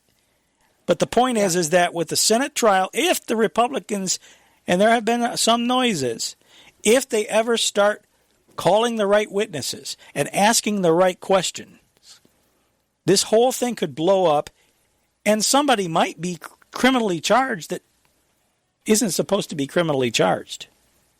You know what? I would love to see it. That would be a trial unlike anything else in history if they actually cut loose and did a real trial. Yeah. And brought forward evidence, real evidence, not just accusations. Yeah. Unfortunately, they'd have to sacrifice some of their own, but they deserve to be sacrificed. They should be sacrificed because, whether they did it intentionally and knowingly, they've just about destroyed our country, and they're involved in what is a criminal operation, criminal conspiracy. Isn't that RICO? Can't that apply here? I don't know. Anyway, I see we have a caller on the line. Just hang with me for a moment, caller. There's one clip I want to play here because we're talking about now that they've impeached Bill. Bill Clinton was a long time ago. Now that they've impeached Trump, what's the next step? What's the next step, folks? They're already starting to, it sounds to me like they're already starting to make the case against the vice president. Ones. I'm thinking specifically about a letter. I should have set this up better. This is Schiff, Adam Schiff, on the Rachel Maddow program. And as I said, they seem to be making the case now that they've impeached Trump. And if they impeach Trump and they impeach Pence, guess what? I believe Nancy Pelosi becomes President of the United States. Ones. I'm thinking specifically about a letter that you sent to the Vice President's office this week, in which you raised questions as to what the Vice President knew about the President's behavior, the President's scheme in Ukraine, and thereby essentially his potential involvement in any cover-up of that behavior by the president. Are you actively looking at Vice President Mike Pence and his role in this scandal? And should we expect further revelations, either related to the vice president or related to the other core parts of these allegations that have resulted in this impeachment tonight? Well, we have acquired a piece of evidence, a classified submission by Jennifer Williams, something that she alluded to in her open testimony, that in going back and looking through her records, she found other information that was pertinent to that phone call that we had asked her about and made that submission. There is nothing that should be classified in that submission, but yet the Vice President's office has said they're going to assert classification or that it's classified. It is not proper to classify something because it would be embarrassing or incriminating. And that submission does shed light on the Vice President's knowledge. We think the American people should see it. Certainly any senators in the trial should have access to it. But it just goes to show that there is a body of evidence, documentary and otherwise, that administration figures from the President on down, to include the Vice President, do not want the American people to see or know. And the question is, will they succeed? Will the cover-up succeed? Or will the Senate insist on what we were not able to obtain in the House, and that is a White House that will comply with lawful process? So there you go. Looks like Pence is in the crosshairs next, and that would be interesting to see on the heels of a Trump impeachment. Yeah, the thing... Pence would have to resign, because if they were able to take out Trump, take out Pence, that would leave Pelosi, and that would be a disaster beyond compare. But my fear would be that if Pence did resign, if Trump were to appoint Mick Mulvaney, then that would be like the capstone on the pyramid, because Mick Mulvaney was appointed to be head of the OMB, and it's the OMB that I think is the heart of darkness in our government. It's the Office of Management. I just feel like we're in an era now in our nation's history that is really banana republic, when the basic functionality of government has been lost. I mean, they just had a $1.4 trillion spending bill. They used to be called budgets. We're going to pass a budget. Now they're called spending bills. Well, they've got to support their whole. I hate to use the word crony networks. Yes, but that's what it is. They've used our U.S. Treasury in this what I guess has to be called a fascist system. When they dismantled our government, privatized and outsourced all the functions, I mean, what they were doing was setting us up for ever-increasing cost and size of government. Yeah. But it's government off the books. Yep, there you go. All right, I'll tell you what, let's go ahead and go to the phones. We have Washington, Georgia. You're on the air. Go ahead. Hey, Darren. Hey, Vicky. This is Art. Hey, Art. First of all, I want to wish everyone a blessed Yule. Yeah. Today marks the first day of what we call the winter solstice, which lasts 3 days, and it is known as the time of year when the sun sits at its southernmost point in the sky. And there you go. December 24th, it will begin to make its journey back north toward the summer solstice. Anyway, you mentioned this Trump impeachment. Yeah. Which is a farce in and of itself. Which I'm trying not to talk about, but it connects to all the corruption that we've been discussing today. So that's why I'm talking about it. All right. But it's interesting, there was, as you pointed out, there was this real push. We had Nancy Pelosi coming out saying, we cannot allow the people to decide this. This is too important for the people to decide by way of election. Mm-hmm. Wow. That's a statement right there, calling everybody out there stupid. Well, she's an elitist. Secondly, the people, this is what they really believe, Art. They think that the people are too stupid to govern themselves. Self-government? Absolutely. That's why we need government. But then there was, so there's this real super rush, got to push, got to get this through. We had Professor Turley telling them, hey, if you guys rush this, you push this through, you'll leave half of America behind. Yeah. And it will be an abuse of power, but it will be your abuse of power. That's exactly right. That's exactly right. And Professor Turley, being a Democrat who, right during his testimony, publicly stated, I don't care for Trump, I didn't support Trump, I didn't vote for Trump. So he's not really an anti-Trumper. He just doesn't like Trump and didn't vote for him and doesn't support him and nothing. But he's a Democrat, but he's telling them, you guys are doing this the wrong way. This is not how you impeach a president. Yeah, and I thought he was a weak witness. Honestly, Art, I thought the Republicans could have done much better. The one witness I think they called, was a guy that said, I don't think you're doing it right. I mean, come on. They should have had somebody that was a little bit stronger, shall we say, and say maybe we shouldn't be doing this at all. I don't know. Well, yeah, true. But, this real super push to rush this, we got to get this done.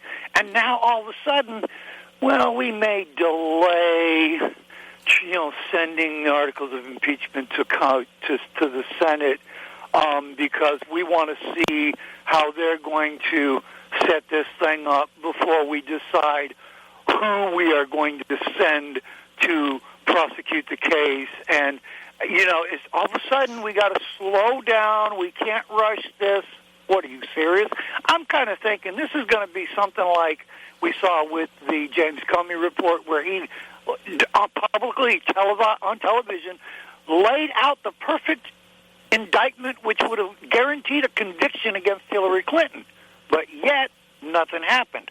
With this, I'm kind of wondering, now they've pushed themselves into a box, and this may be why they're holding back, because they know if we go forward with this, we're looking at a possible acquittal, because I'm pretty damn sure that's what would happen, And now all of a sudden we've got this, and I kind of wanted to get your guys' opinion on this. Now we got Bill Barr indicting 8 people connected with funneling money to the Clinton campaign, Adam Schiff and others. And I'm thinking maybe, this might have them kind of like put into like a position like in chess. You've got check, and they're trying to figure out how to get out of it before they get mated. Yeah, that'll be something interesting to watch. I'm not sure. I haven't looked into the details of that, so I'm reticent to comment on it. But to the extent, I mean, there are some things that Barr has done that, look positive. Some things that he said that look positive. I still have a real hard time trusting the guy because of some of his past things that he's done. I go back to the Randy Weaver situation. Well, and it could also be I thought that the timing of the announcement that the USMCA, that the Democrats would support the USMCA and that Nancy Pelosi would bring it to the House, I thought the timing was pretty interesting. Yeah. Was there a quid pro quo there, between the Democrats and the Republicans? Well, I think a lot of the people that might be, in fact, some people, the conspiracy theorists among us might say a lot of this impeachment stuff is just cover for the USMCA, so people aren't talking about it. That did cross my mind. Yeah. Whenever they're about to do something really big, but they don't want anybody to do a big puppet show on something else. Yeah, they can't afford to have real opposition to this because. But see, the problem is we already have NAFTA, and but the USMCA is like worse. The coup de grace. Yeah, it's really worse. It really is. And when Bill Clinton, we played audio from Bill Clinton last week. He's all for it. He loves it. He thinks it's great. Of course, yeah. So yeah, because it's into the United States. He's a damn Democrat, globalist, and he could have stopped it. It was actually George Herbert Walker Bush that started it. Well, and you say he's a damn Democrat, but the damn Republicans are even, just as bad. I mean, this has been a bipartisan thing. So I think at that level, it really doesn't matter what party you're from. The bottom line is these people are globalists that are dedicated to the destruction of nationhood and the formation of a one world government, ultimately. And that's not a conspiracy theory, because you can see it forming right before your eyes. I mean, this is how they do it. Regionalism is designed to destroy nationhood. Regionalism is designed to destroy whatever government that the region overlays. And it's a breakdown of borders. And there's all kinds of bad things in this USMCA. Hey, Art. Right. It's the economic merger between countries. And it's like being married. When you get married, you merge your economy with your wife's economy. Are you independent? Can you make your own decisions on anything at that point? No, you can't. You've got to consult with your spouse on everything you spend. Well, that's the way it's supposed to work anyway. It doesn't always work that way. It mostly works that way. Well, if it's going to last. Anyway, hey, Art, thanks for the call. I appreciate it. All right, I'll talk to you later. And because I got another call on the line here, and I'm almost out of hour. And if I can get my screen to work properly. Okay, now we're going to start having computer problems. That's interesting. You better knock wood when you say that. Okay, here we go. I think I got it. We'll just use a different screen. All right, let's go to Jerry in Texas. Jerry. Hello, Vicky and Darren. Yeah, what Art said on a lot of that, I liken what just happened on the impeachment. And folks, those that I know that I'm talking to the choir, impeachment is just like the grand jury. Mm-hmm. It's an indictment.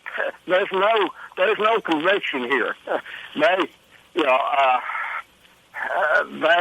think or feel like they got grounds to prosecute. Yeah. There's nothing there, and I keep hearing, well, he's impeached. He's out of there. No. Well, that's because people don't understand how the process works. Probably most of those people that you hear that from are young people who didn't live during the Clinton impeachment, and they never picked up the Constitution. So they don't know. I don't understand how it all works.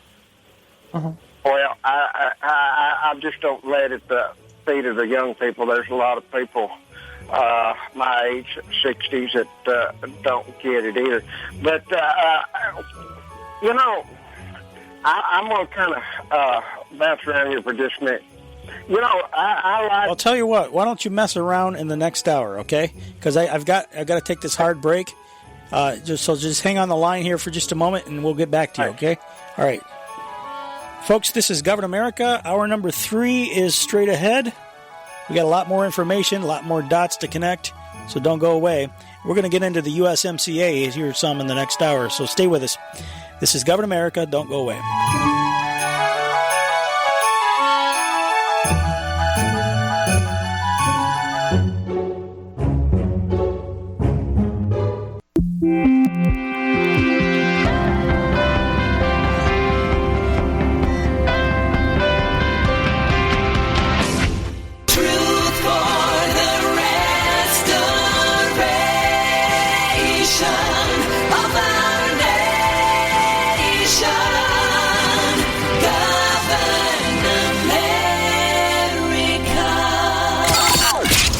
Before us the opportunity to forge for ourselves and for future generations a new world order. New world order. New world order.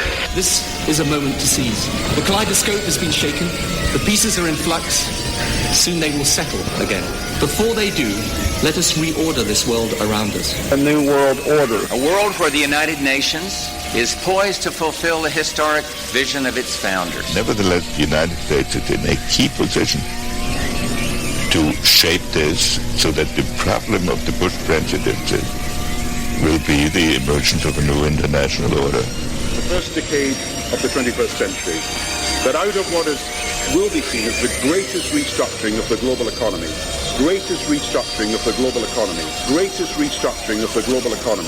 a new world order was created. Documenting the crisis of our republic. The very word secrecy is repugnant in a free and open society.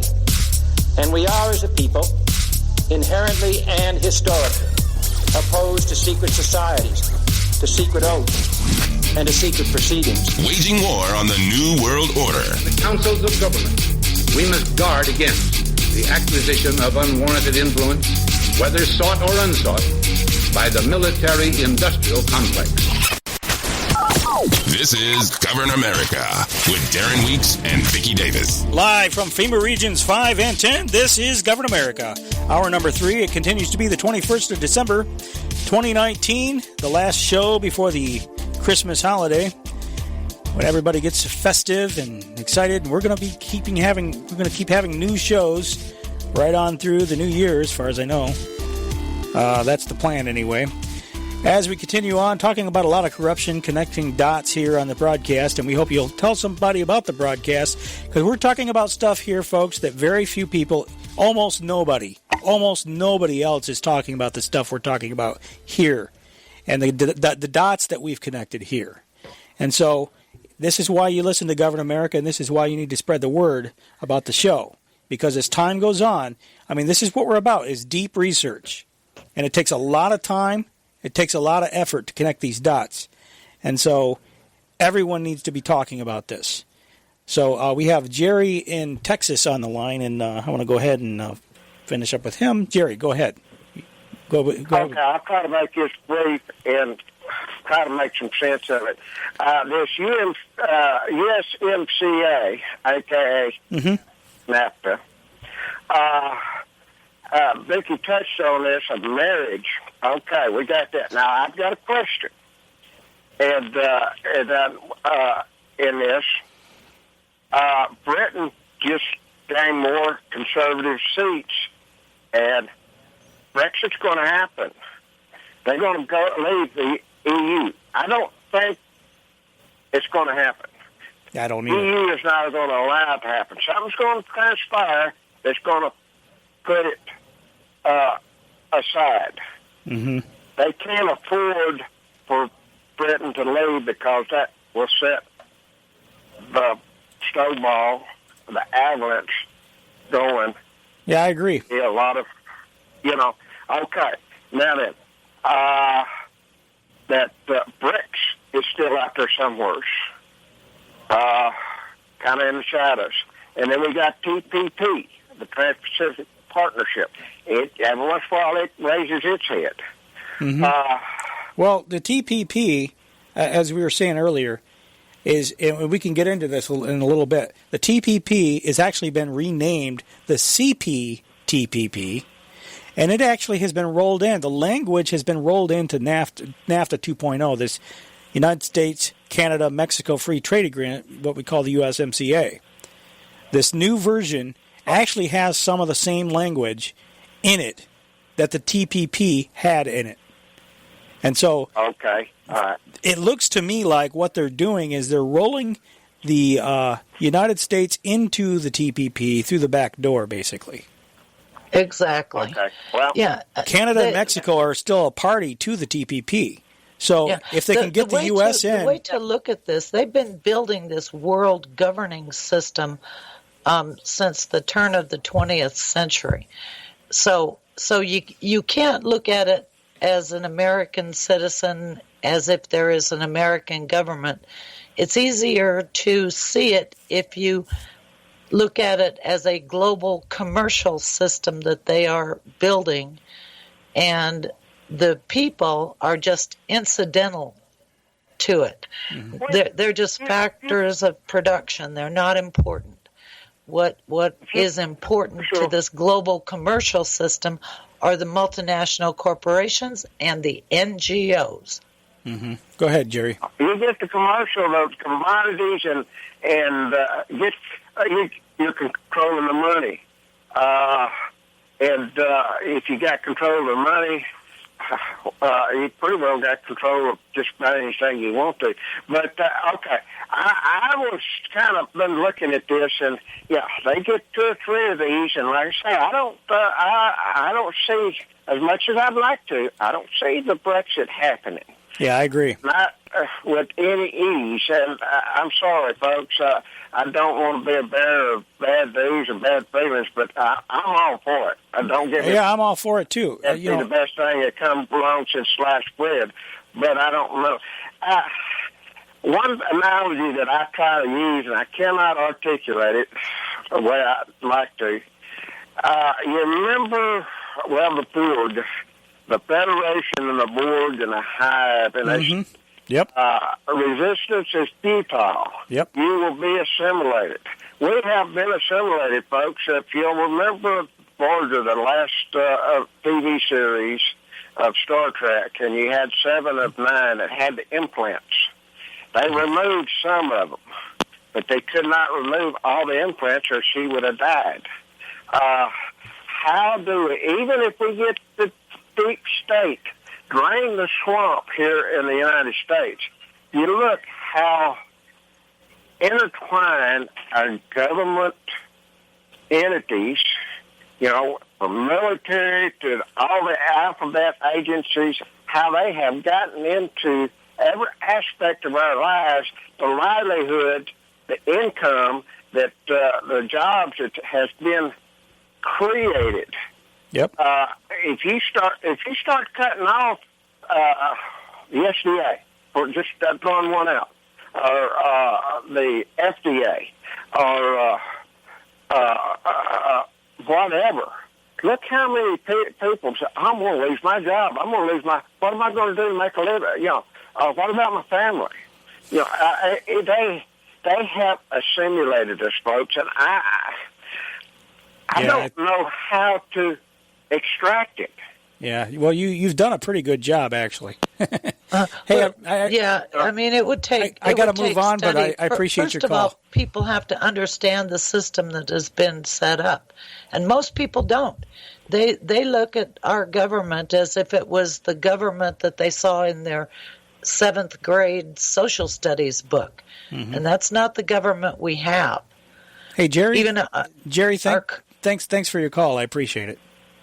Yeah, I thank you for your time, and everybody pray for our president. I know I don't agree with everything that's happened, but we pray that God will give him wisdom and guidance, and pray for our country. I know you say that, and I'll say this, but for the grace of God, this country would not have come into existence. Yep, that's right. So, very well said. Thank you very much. That's true. God bless you. Yeah.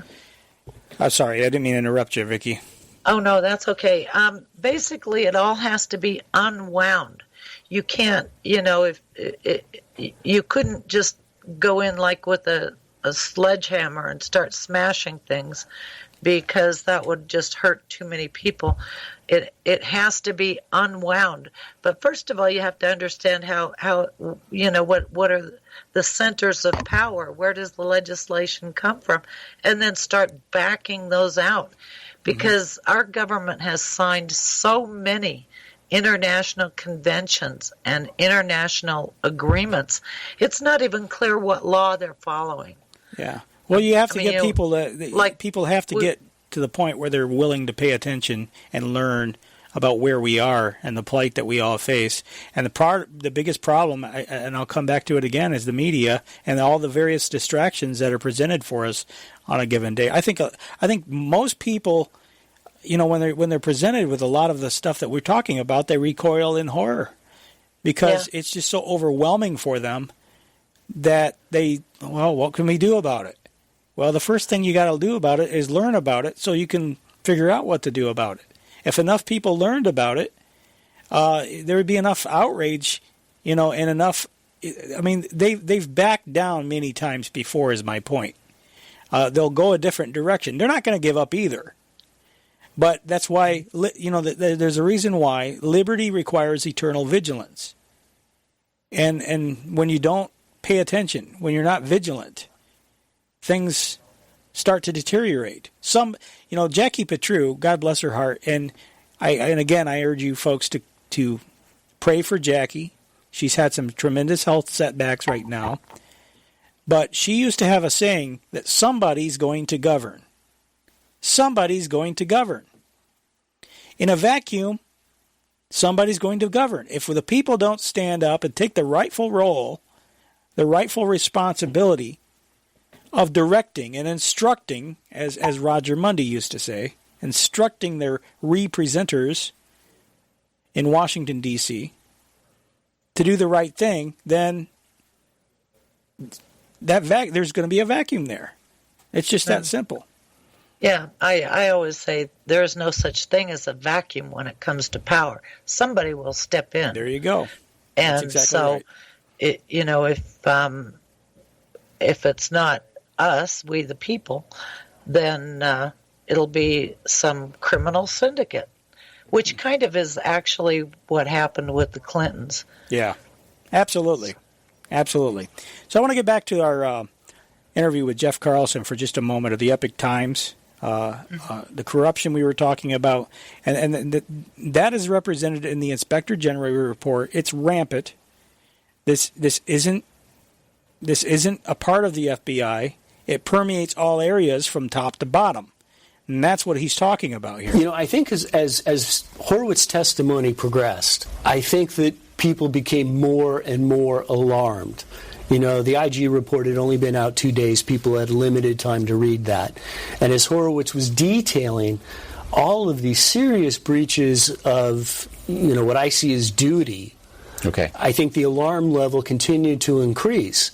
And that these senators and representatives began to see that this was not something that was limited to one small segment within the FBI, but rather that this permeated the entirety of the investigative structure, really from the bottom all the way to the top, and had them questioning, asking Horowitz the question, how can anybody explain that there was this many errors from this many different areas within the FBI, that it seems inexplicable?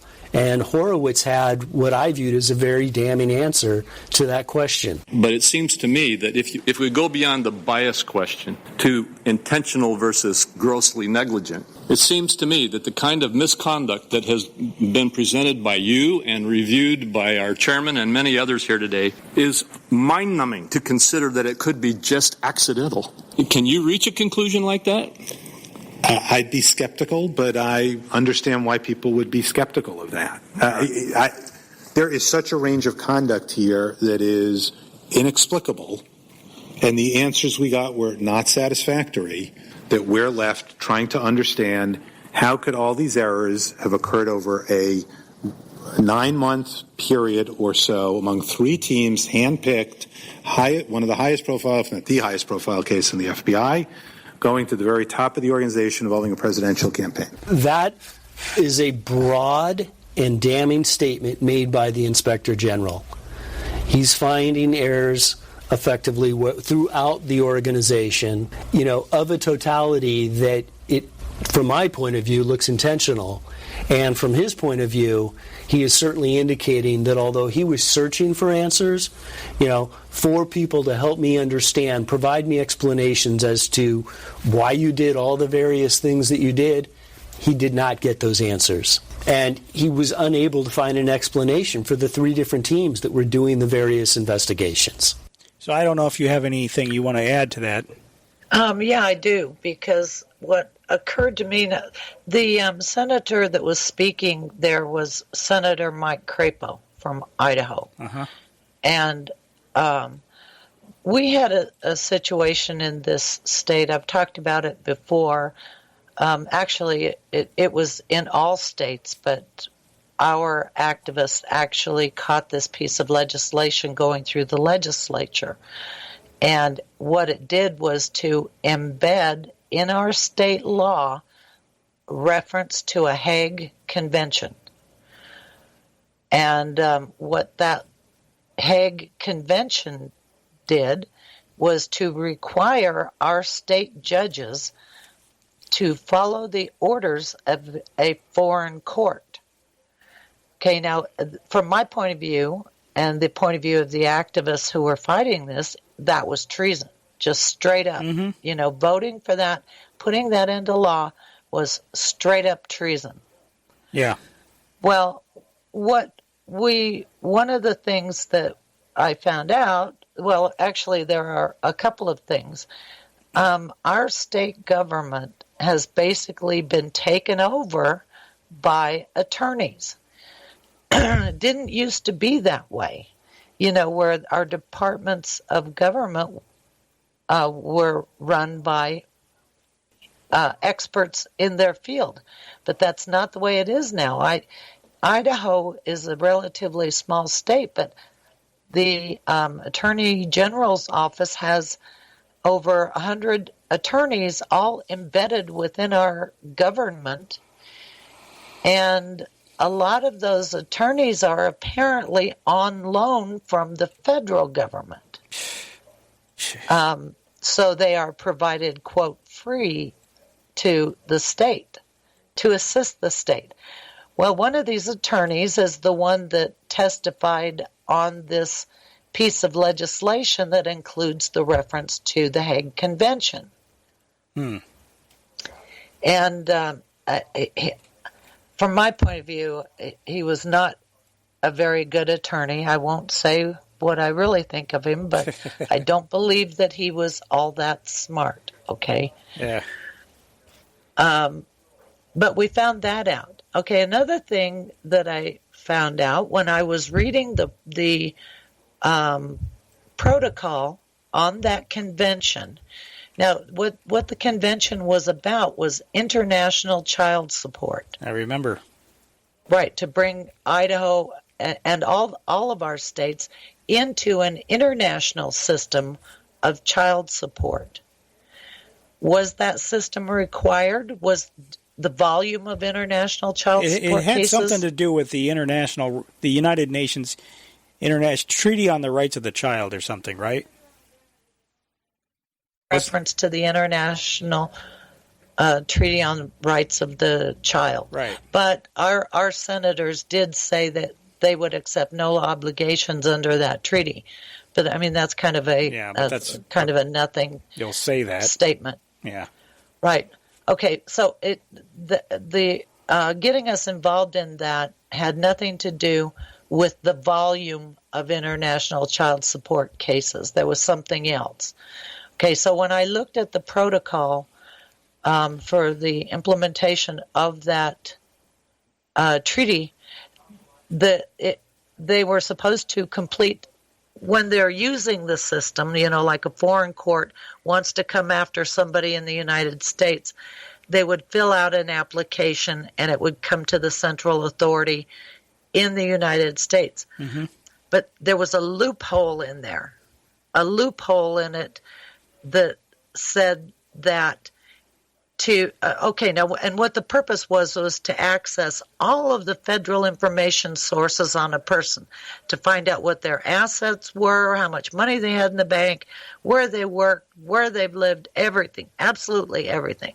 Total dossier on a person for the purpose of getting child support, except for that one loophole that said they don't necessarily have to have an application on file for child support to exercise their right under that treaty. Wow.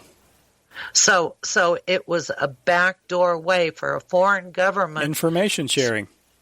Absolutely. And how much information do they have on people today? Mm-hmm. I mean, it's everything. unbelievable. They have everything. I mean, and it gets worse and worse all the time. Mm-hmm.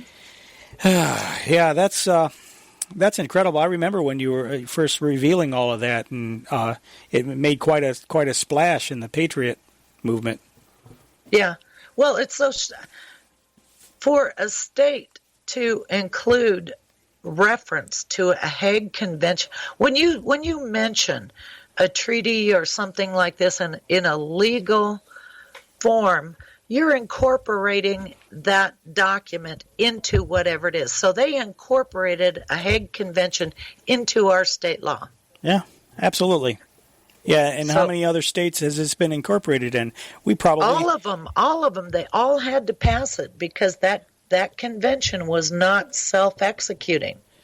So, speaking of treaties, you sent me an article on the Trump administration picks Mexican partnership over terrorist designation to fight cartels through country's top cop was on, terrorist designation to fight cartels, though country's top cop was on the Sinaloa payroll. The Judicial Watch says President Donald Trump picked a horrible time to postpone designated Mexico drug cartels as foreign terrorist organizations, a misguided decision made at the request of the divisive leader of a country with record-high crime and a failing economy. Days after declaring the cartels would finally be classified as foreign terrorist organizations, or FTOs, by the U.S., Trump did an about-face to appease Mexican President Manuel López Obrador, assuring that instead Mexico and the U.S. would, quote, step up our joint efforts to deal decisively with these vicious and ever-growing organizations, unquote. They go on from there, but this looks to me like he was kowtowing to them because of the USMCA. Wouldn't you say? Exactly. You're muted. That's exactly what I was thinking. You knew I was going to jump in on that, right? Well, you sent it. That was one that you found, and I think that leads perfectly into the H.R. 5430. The House Ways and Means Committee held a hearing Tuesday on H.R. 5430, the USMCA implementation legislation, Vicky. And they passed it out of committee. This was a long, boring hearing. They passed it out of committee, and I believe the House passed it in a full vote, too, since then. This, like I say, a long, boring hearing that was full of bipartisanship. I mean, it was sickening. It was sickening. Cross-party backslapping. It's amazing how they can come together when it comes to destroying our country, isn't it? And advancing globalization. Well, the thing is that it's all the associations, the agricultural associations who support it, not necessarily the farmers. Well, it's the corporations that benefit from it, and the corporations are instrumental in writing it. So it's not, it's not the family farmers. I can tell you that. I mean, there's agriculture involved in it, but it's the big ag companies. It's not it's not the small family farmers. They're not represented. And you know what happens with these trade agreements? What they do is they sell it on the idea that they're going to open up to the global market, and you'll be able to get rich selling into the global market. Yeah, you can sell into Canada. What happens, they get everybody sucked into the market, and then they shut the door on it. All right, just to give you an idea of just how sickening this is, here's Republican Mike Kelly from Pennsylvania. Hey, he's been writing letters to Santa Claus, Vicky. This is a great time of the year for us to be doing this. It took a long time to get here, and I just kind of, as I'm listening and I'm looking over everything, I'm saying, you know what, this reminds me so much of when I was a child, and I would sit down and write a letter to Santa Claus and say, this is everything I would like this year. Put that letter in an envelope and send it off to the North Pole, and just be so excited on Christmas Eve to think, boy, Santa Claus is going to bring me everything. Santa Claus is bringing me everything. And I'd come down Christmas morning, you know what? I never got everything I asked for, but I was sure as heck thankful for everything I got. This is certainly one of those times where the letter to Santa Claus actually got answered. Maybe we didn't get everything we asked for, but we sure as heck should be thankful for everything we've got. This is amazing when I look at this. So how about this? Over $68 billion in new economic activity. 176,000 new jobs here in America. And here's something that's near and dear to me. $34 billion in new automotive plants. 76,000 new American automotive sector jobs. I don't think anybody said it clearer than President Reagan when he said jobs, jobs, jobs, and more jobs. What's good for American workers is good for America. Wow, we are on the cusp of something right here that is incredible and benefits not just Republicans or Democrats, but every single American. Wow, Vicky. Wow, this is great. So when you look at what we're doing today and be able to get through this, finally get through it, I do want to take a minute and just thank, first of all, President Trump said very early on, we're going to look at this NAFTA and we're going to get rid of it and we're going to come out with something better. And people said, God, this guy never can shut his mouth. He talks about how good he's going to make things. It's just political talk. I think the one thing they forgot, he wasn't a politician. He was actually a businessman. He looked at NAFTA and said, really? That's not a good deal for America. That's a bad deal. We're going to go to work on it. And Ambassador Lighthizer was so available to each one of us. Anytime we asked him anything, he was there. Let me see what I can help. Let me see what I can do. This is incredible. And this isn't a blue deal or a red deal. It really is a red, white, and blue deal, isn't it? I mean, everybody in America wins. Yeah, it's getting sick. It's getting thick in here. Would you buy anything from that guy? No, I don't think so. But he is quite the salesman, isn't he? Boy, I mean, I'll tell you what, Santa Claus has come early this year, and by George, the North Pole, you never mind the fact that the North Pole has imported all that stuff from China. Whenever I hear a glad-hander like that, I turn and run the other way. Oh, but it's Whatever you're selling, I don't want it. It's a bipartisan glad handling. The whole meeting was like that. And here's Democrat Danny Davis from Illinois. Instead of writing letters to Santa, he's dreaming of pork. Pork, kind of like this.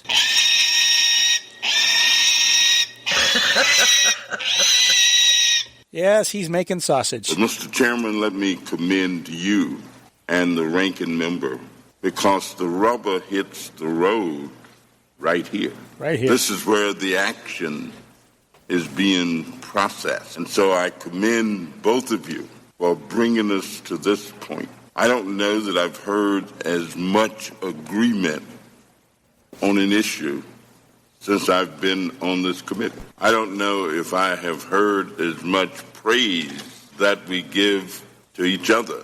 Sort of reminds me of watching sausage made. It's not the best looking process, but at the end, whoever eats it pretty much likes it.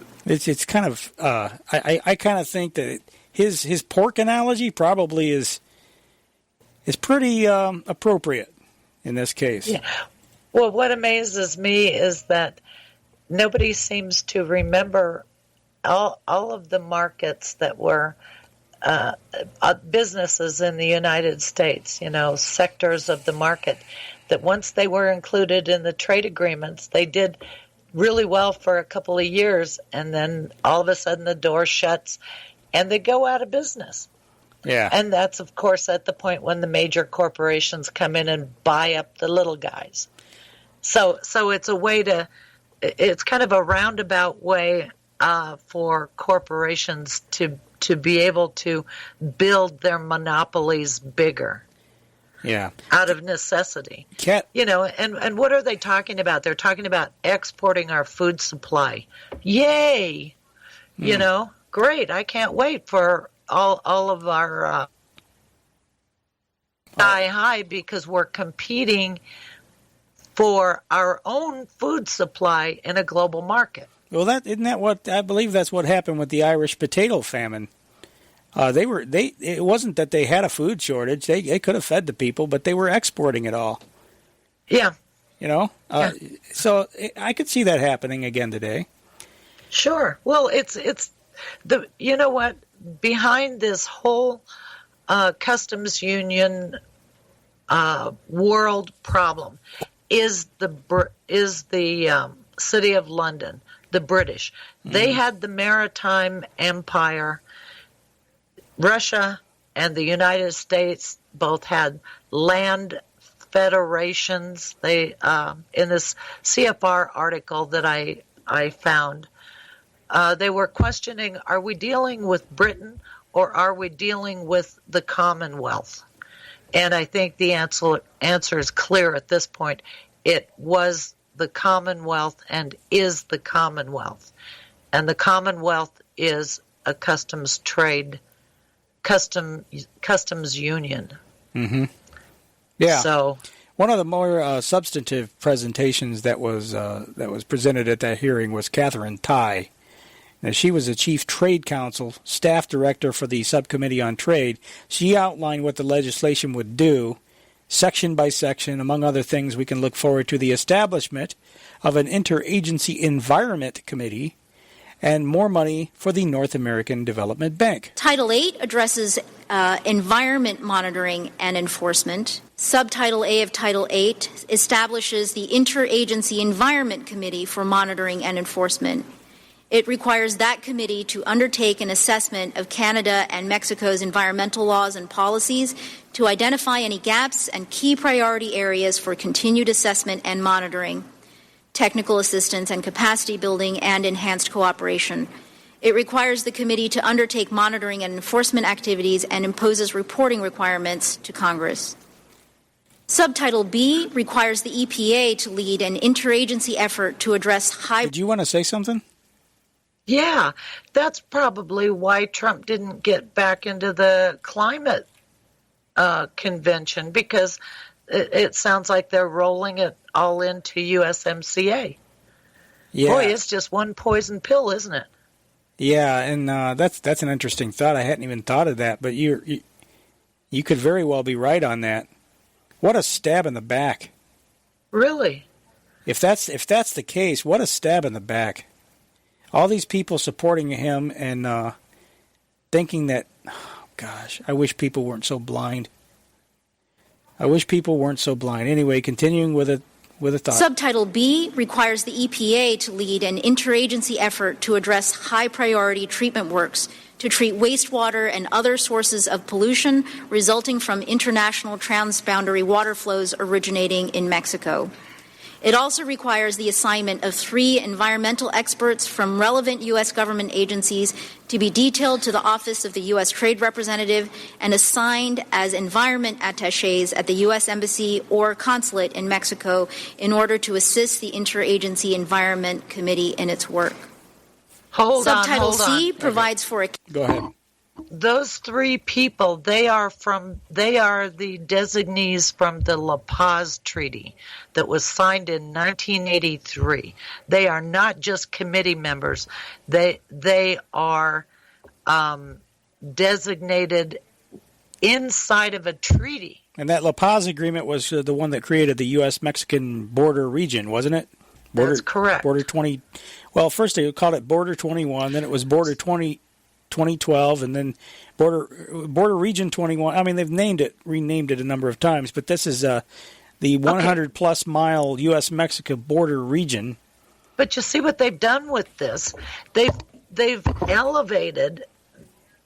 That group was just operating at the level of the EPA. Mm-hmm. It was the Canadian EPA person, the U.S. EPA person, and the Mexican EPA person. And it only covered the border zone areas. once they included Canada in that. They included Canada later, but what they've done is they've elevated this to a national level. As an interagency overseers. Mm-hmm. So there you go. That's it. End of the country. Well, isn't that what Soviets are? Yes, that is what Soviets are. Committees. Yeah. And they will be the committee that is managing our freaking country. Yeah, so much for so-called democracy. See, this is what you've got: the bureaucrats who are not elected, not accountable, and they're determining the fate of everyone in the entire region. Yeah, they will be able, as a committee, to oversee the waters of North America. They're talking about taking dams down in Idaho, and if that happens, Idaho returns to desert. Yeah, and it's all... Idaho is over. There'll be deserts in certain areas and floods in others. Because that's what the whole thing is about, is managing the water flows in such a way. But see, that's what this is. All goes back to Agenda 21, the United Nations Blueprint for Sustainable Development. But you're going to have bureaucratic control over the entire North American region, very much, and because it's worked out so well in Europe, hasn't it, Vicky?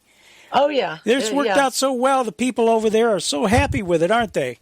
Well, this whole global system. So let's do more of it. All the regular people in the world are protesting it, and the only people that are happy with it are the leaders of country with their partners, the multinational corporations. There you go. So they're all fat and happy pigs at the trough. Yep, there you go. Mm-hmm. Exactly. So moving along here, let's continue with the audio. Subtitle C provides for a capital increase. Listen, this is why we're playing this. You just got me excited on that one. Listen, the thing is that I want you to interrupt. That's why we're playing this. It's because people need to be able to understand what the ramifications are of this. This is nasty stuff that they're doing. Subtitle C provides for a capital increase for the North American Development Bank, also known as the NAD Bank, to finance environmental infrastructure projects related to water pollution, water and wastewater treatment, water conservation, municipal solid waste, stormwater drainage, air quality, and renewable energy along the U.S.-Mexico border. Finally, Title IX, the USMCA supplemental appropriations, appropriates $843 million to implement and enforce the labor and environment obligations of the USMCA. So she went on for 10 minutes. I played a portion of her comments. That was the last, and after that concluded her presentation.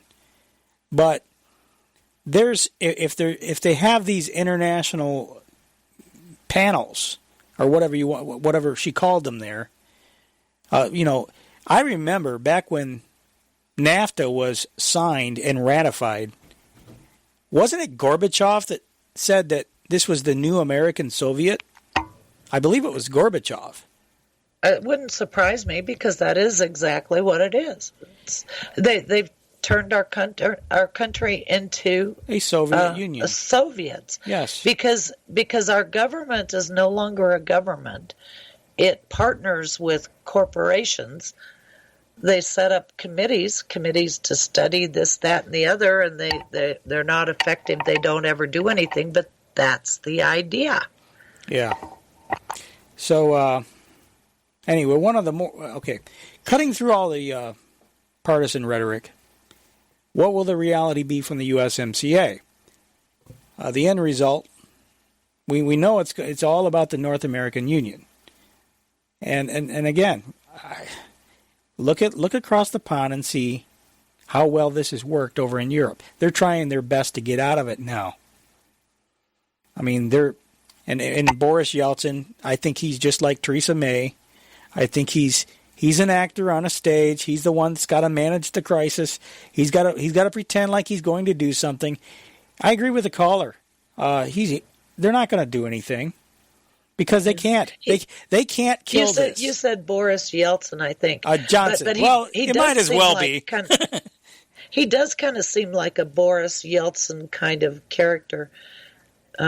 More of an stooge, Boris a Johnson. stage stooge than a leader. Yeah, thank you for the correction. Although, yeah, they probably have the same mindset, actually. But anyway, this is, I believe this is the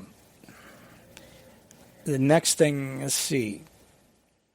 Well, let me just go ahead and play it, and we'll figure out what it is. A newly released Senate spending bill would reauthorize funding. Oh, I'm sorry, that's the wrong clip. That's why I couldn't figure it out.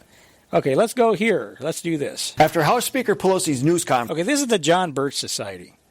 Okay, the John Birch Society is really good on this stuff because they're breaking it down exactly what it really means, what the outcome of this whole USMCA thing. Basically, you're taking NAFTA, the North American region, which they did the best they could to merge us with Canada and Mexico. The people caught wind of it.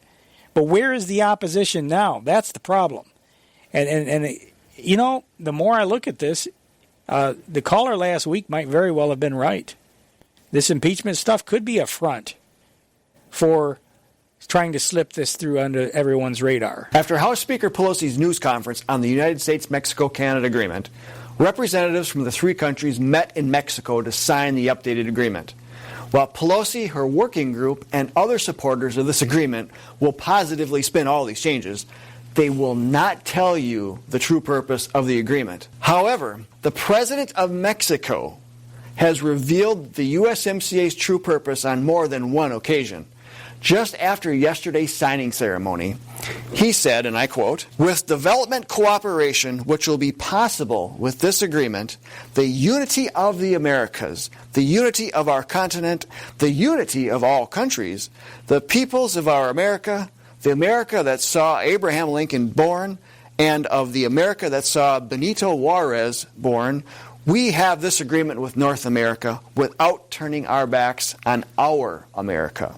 Now think about that. Unity of our continent. The three North American countries are about as far apart in their governing systems as they could be. Canada started off on the left and has only gotten more socialistic, while Mexico is so corrupt that its drug lords are even more powerful than its military. So to be flip about this, if we wanted unity between the three countries, and then of course keep America sovereign, America would basically have to invade both of our neighbors and take them over. One of the Mexican senators, who is of the Socialist National Regeneration Movement, announced yesterday that it will now be easier to establish panels of regional jurisdiction, or with regional jurisdiction composed of judges from both countries. Now this is what we were just talking about a moment ago. That address all types of differences that may arise on any subject covered by the treaty. So let's be clear that this regional jurisdiction would operate outside the established jurisprudence of Mexico, Canada, and the U.S., and would not be subject to them. Instead, they would drag disputed parties into a kangaroo court that has no accountability to the citizens of either country. Now, what does that remind you of? How about the bureaucracy of the European Union? In fact, Canadian Deputy Prime Minister Chrystia Freeland remarked about the changes on the USMCA, and she said, "These amendments will ensure that rules-based trade between our three countries will continue to support the economic prosperity of all of our people and the global competitiveness of North America as a region." So let's put that into a little bit of perspective, shall we?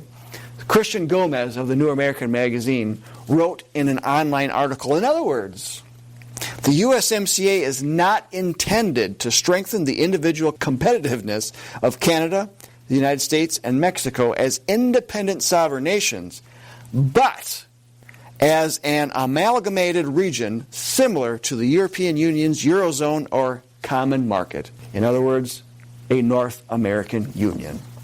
The EU's bureaucracy has choked, stifled, and strangled the sovereignty of each of its 28 formerly independent nation members. Let's not forget that it was in part stifling bureaucracy that caused our founding fathers to take up arms against the British, to chart their own course and set up limited government that protected God-given rights. And this is the standard by which all of our laws, agreements, and treaties should be subject. Does the USMCA measure up? It appears to do quite the opposite. And a country that cannot protect its sovereignty will not be a country. It will be a vassal state. The British are understanding this a lot better now, and they're fighting to reclaim their independence from the EU. But look at how Brexit is going for them. How far along will we need to be before America realizes what it lost? And there's the question. Yeah. The British, not the British people, but the British understood it a lot longer before we did, and they understand it better. I just don't even know what to say, because they are turning our country into what basically is a communist system. A vassal state of the UN system. Yes. You know, and sovereignty will be gone. It's all gone. So voting is meaningless. You can, it doesn't matter who you vote for, because whoever is sitting in the office of the presidency will be doing what this committee tells them to do. Yeah.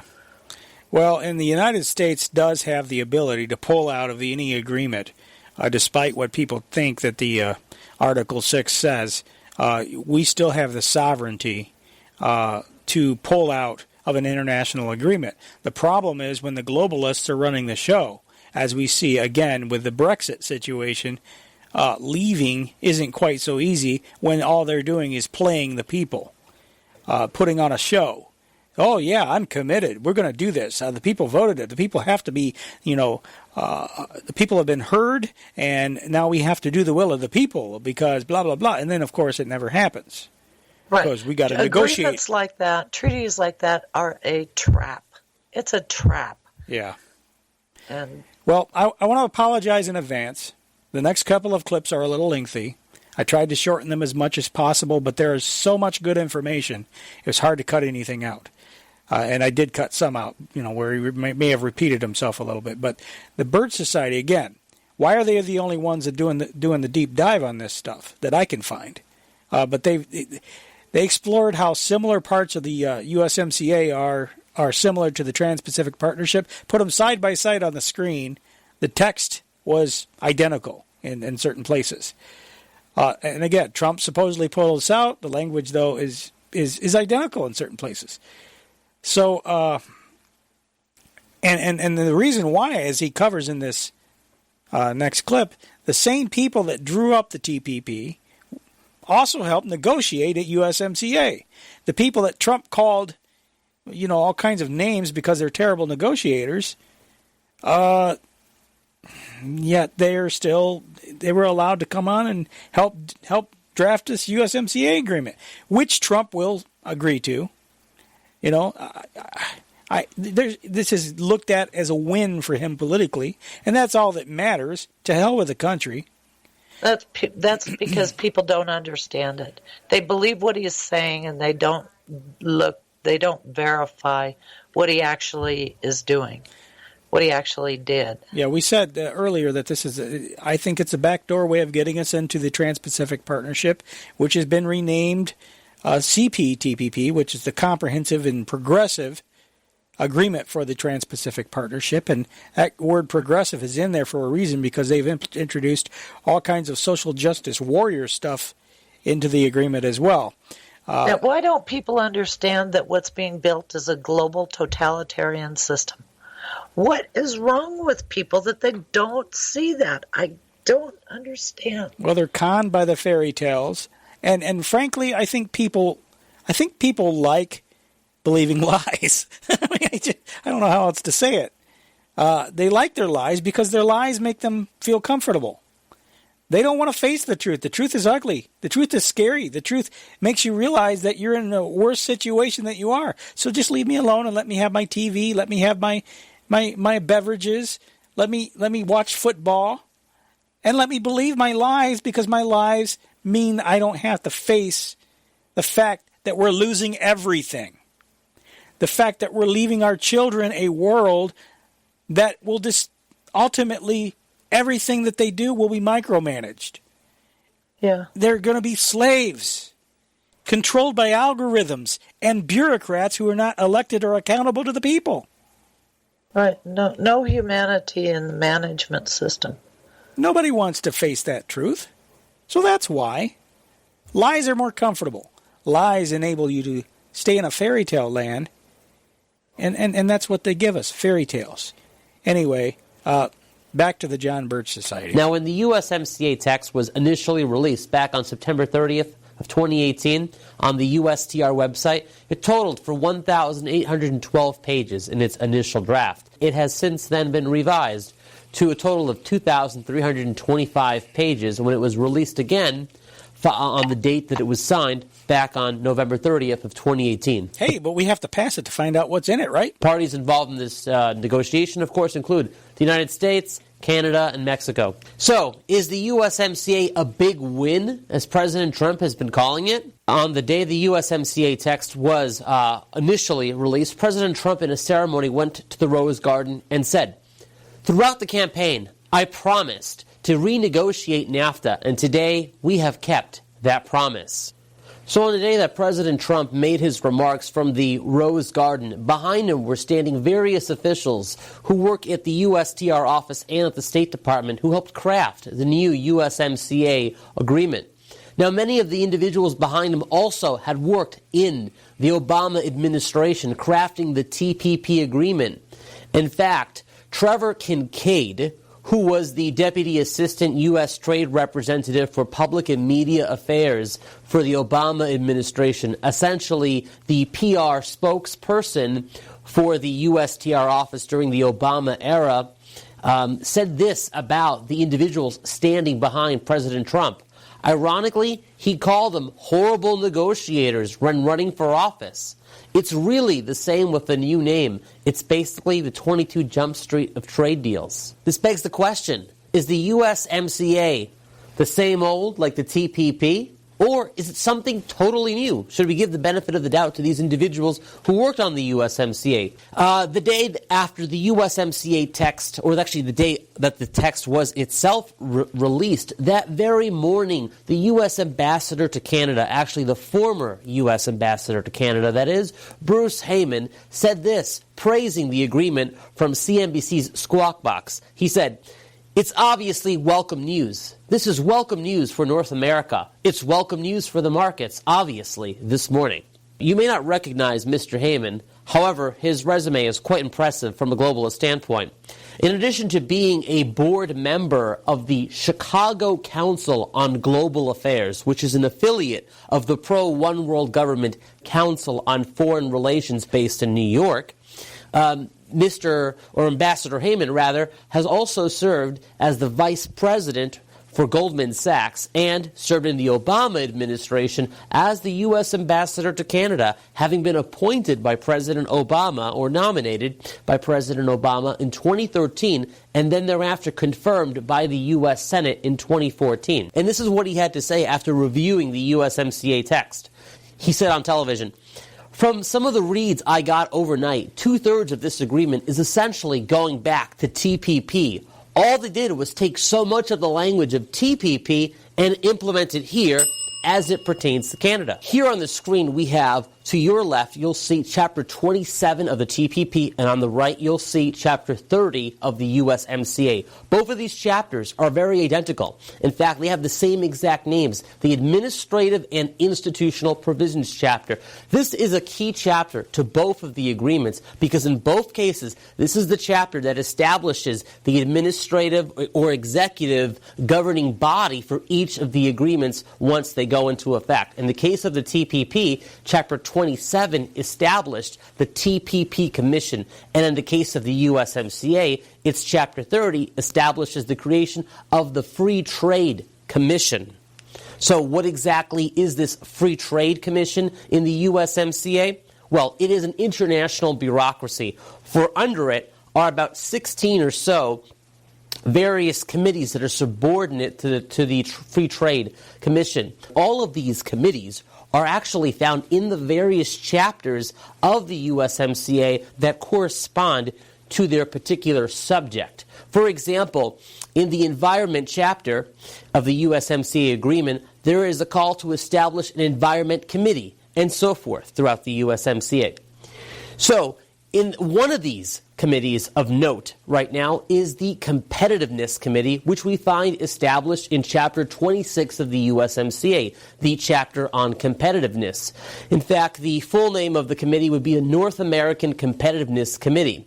And we see the purpose of this committee in the text. It says there in Chapter 26 in point 2, with a view to promoting further economic integration among the parties and enhancing the competitiveness of North American exports, the parties hereby establish a North American Competitiveness Committee, or Competitiveness Committee, composed of government representatives of each party. So this committee won't be made up of elected officials elected by the people of Canada, Mexico, and the United States. No, these are going to be government officials that are representatives that will be sent by the governments of these countries. Appointed they bureaucrats. won't be elected. We won't have a say. And the purpose of these representatives within this committee specifically is, as stated, to promote further economic integration between all three parties, the U.S., Canada, and Mexico. And part of their purpose is to enhance the competitiveness of North American exports,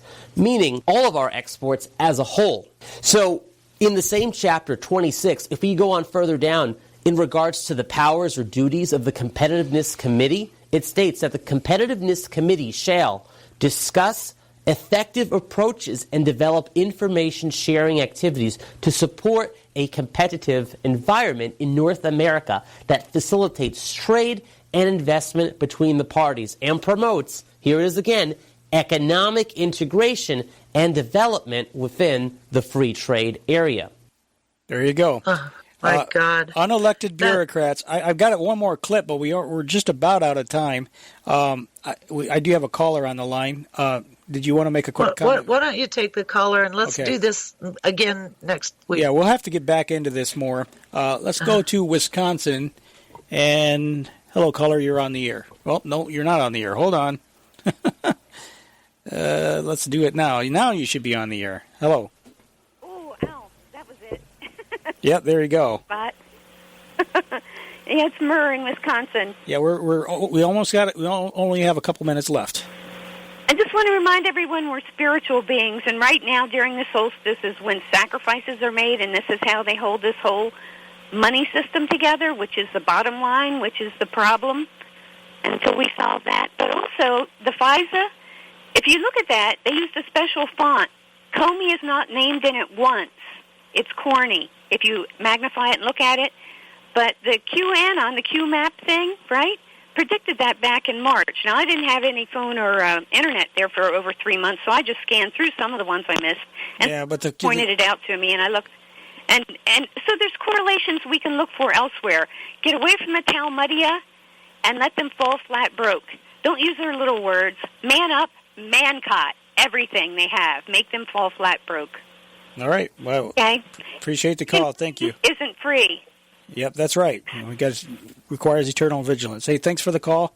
I will say about the QAnon stuff, I believe QAnon is a total psyop operation. So do I. The whole time Sessions was in there, QAnon was saying, trust Sessions, trust the plan. You know, we got all these unsealed indictments, and so far I haven't seen any indictments unsealed, although there certainly has been plenty of show surrounding that whole thing. Well, we got to go. It's as fast as 3 hours in talk radio, ladies and gentlemen, and we're glad to share it with you every week. Glad to share it with you too, Vicky. Appreciate it. I learned a lot of new things this week. I've got to go dig into that USMCA. I've been avoiding it. Well, you know, it's one of those things that if you know you got to go into a torture chamber, you really don't look forward to doing that. And that's kind of the way it is with this stuff. Sometimes you just know what you're going to find is not something that's very appealing. That's true. And so, there it is. Hey, thanks for being with us, ladies and gentlemen. Join us back here next week. Same time, same stream, same outlet. And pray for this republic. Do what you can to restore it. God bless each and every one of you. And Merry Christmas, everybody. Merry Christmas. And we will be back live next week, Lord willing. We'll talk to you then. Bye-bye. Bye-bye.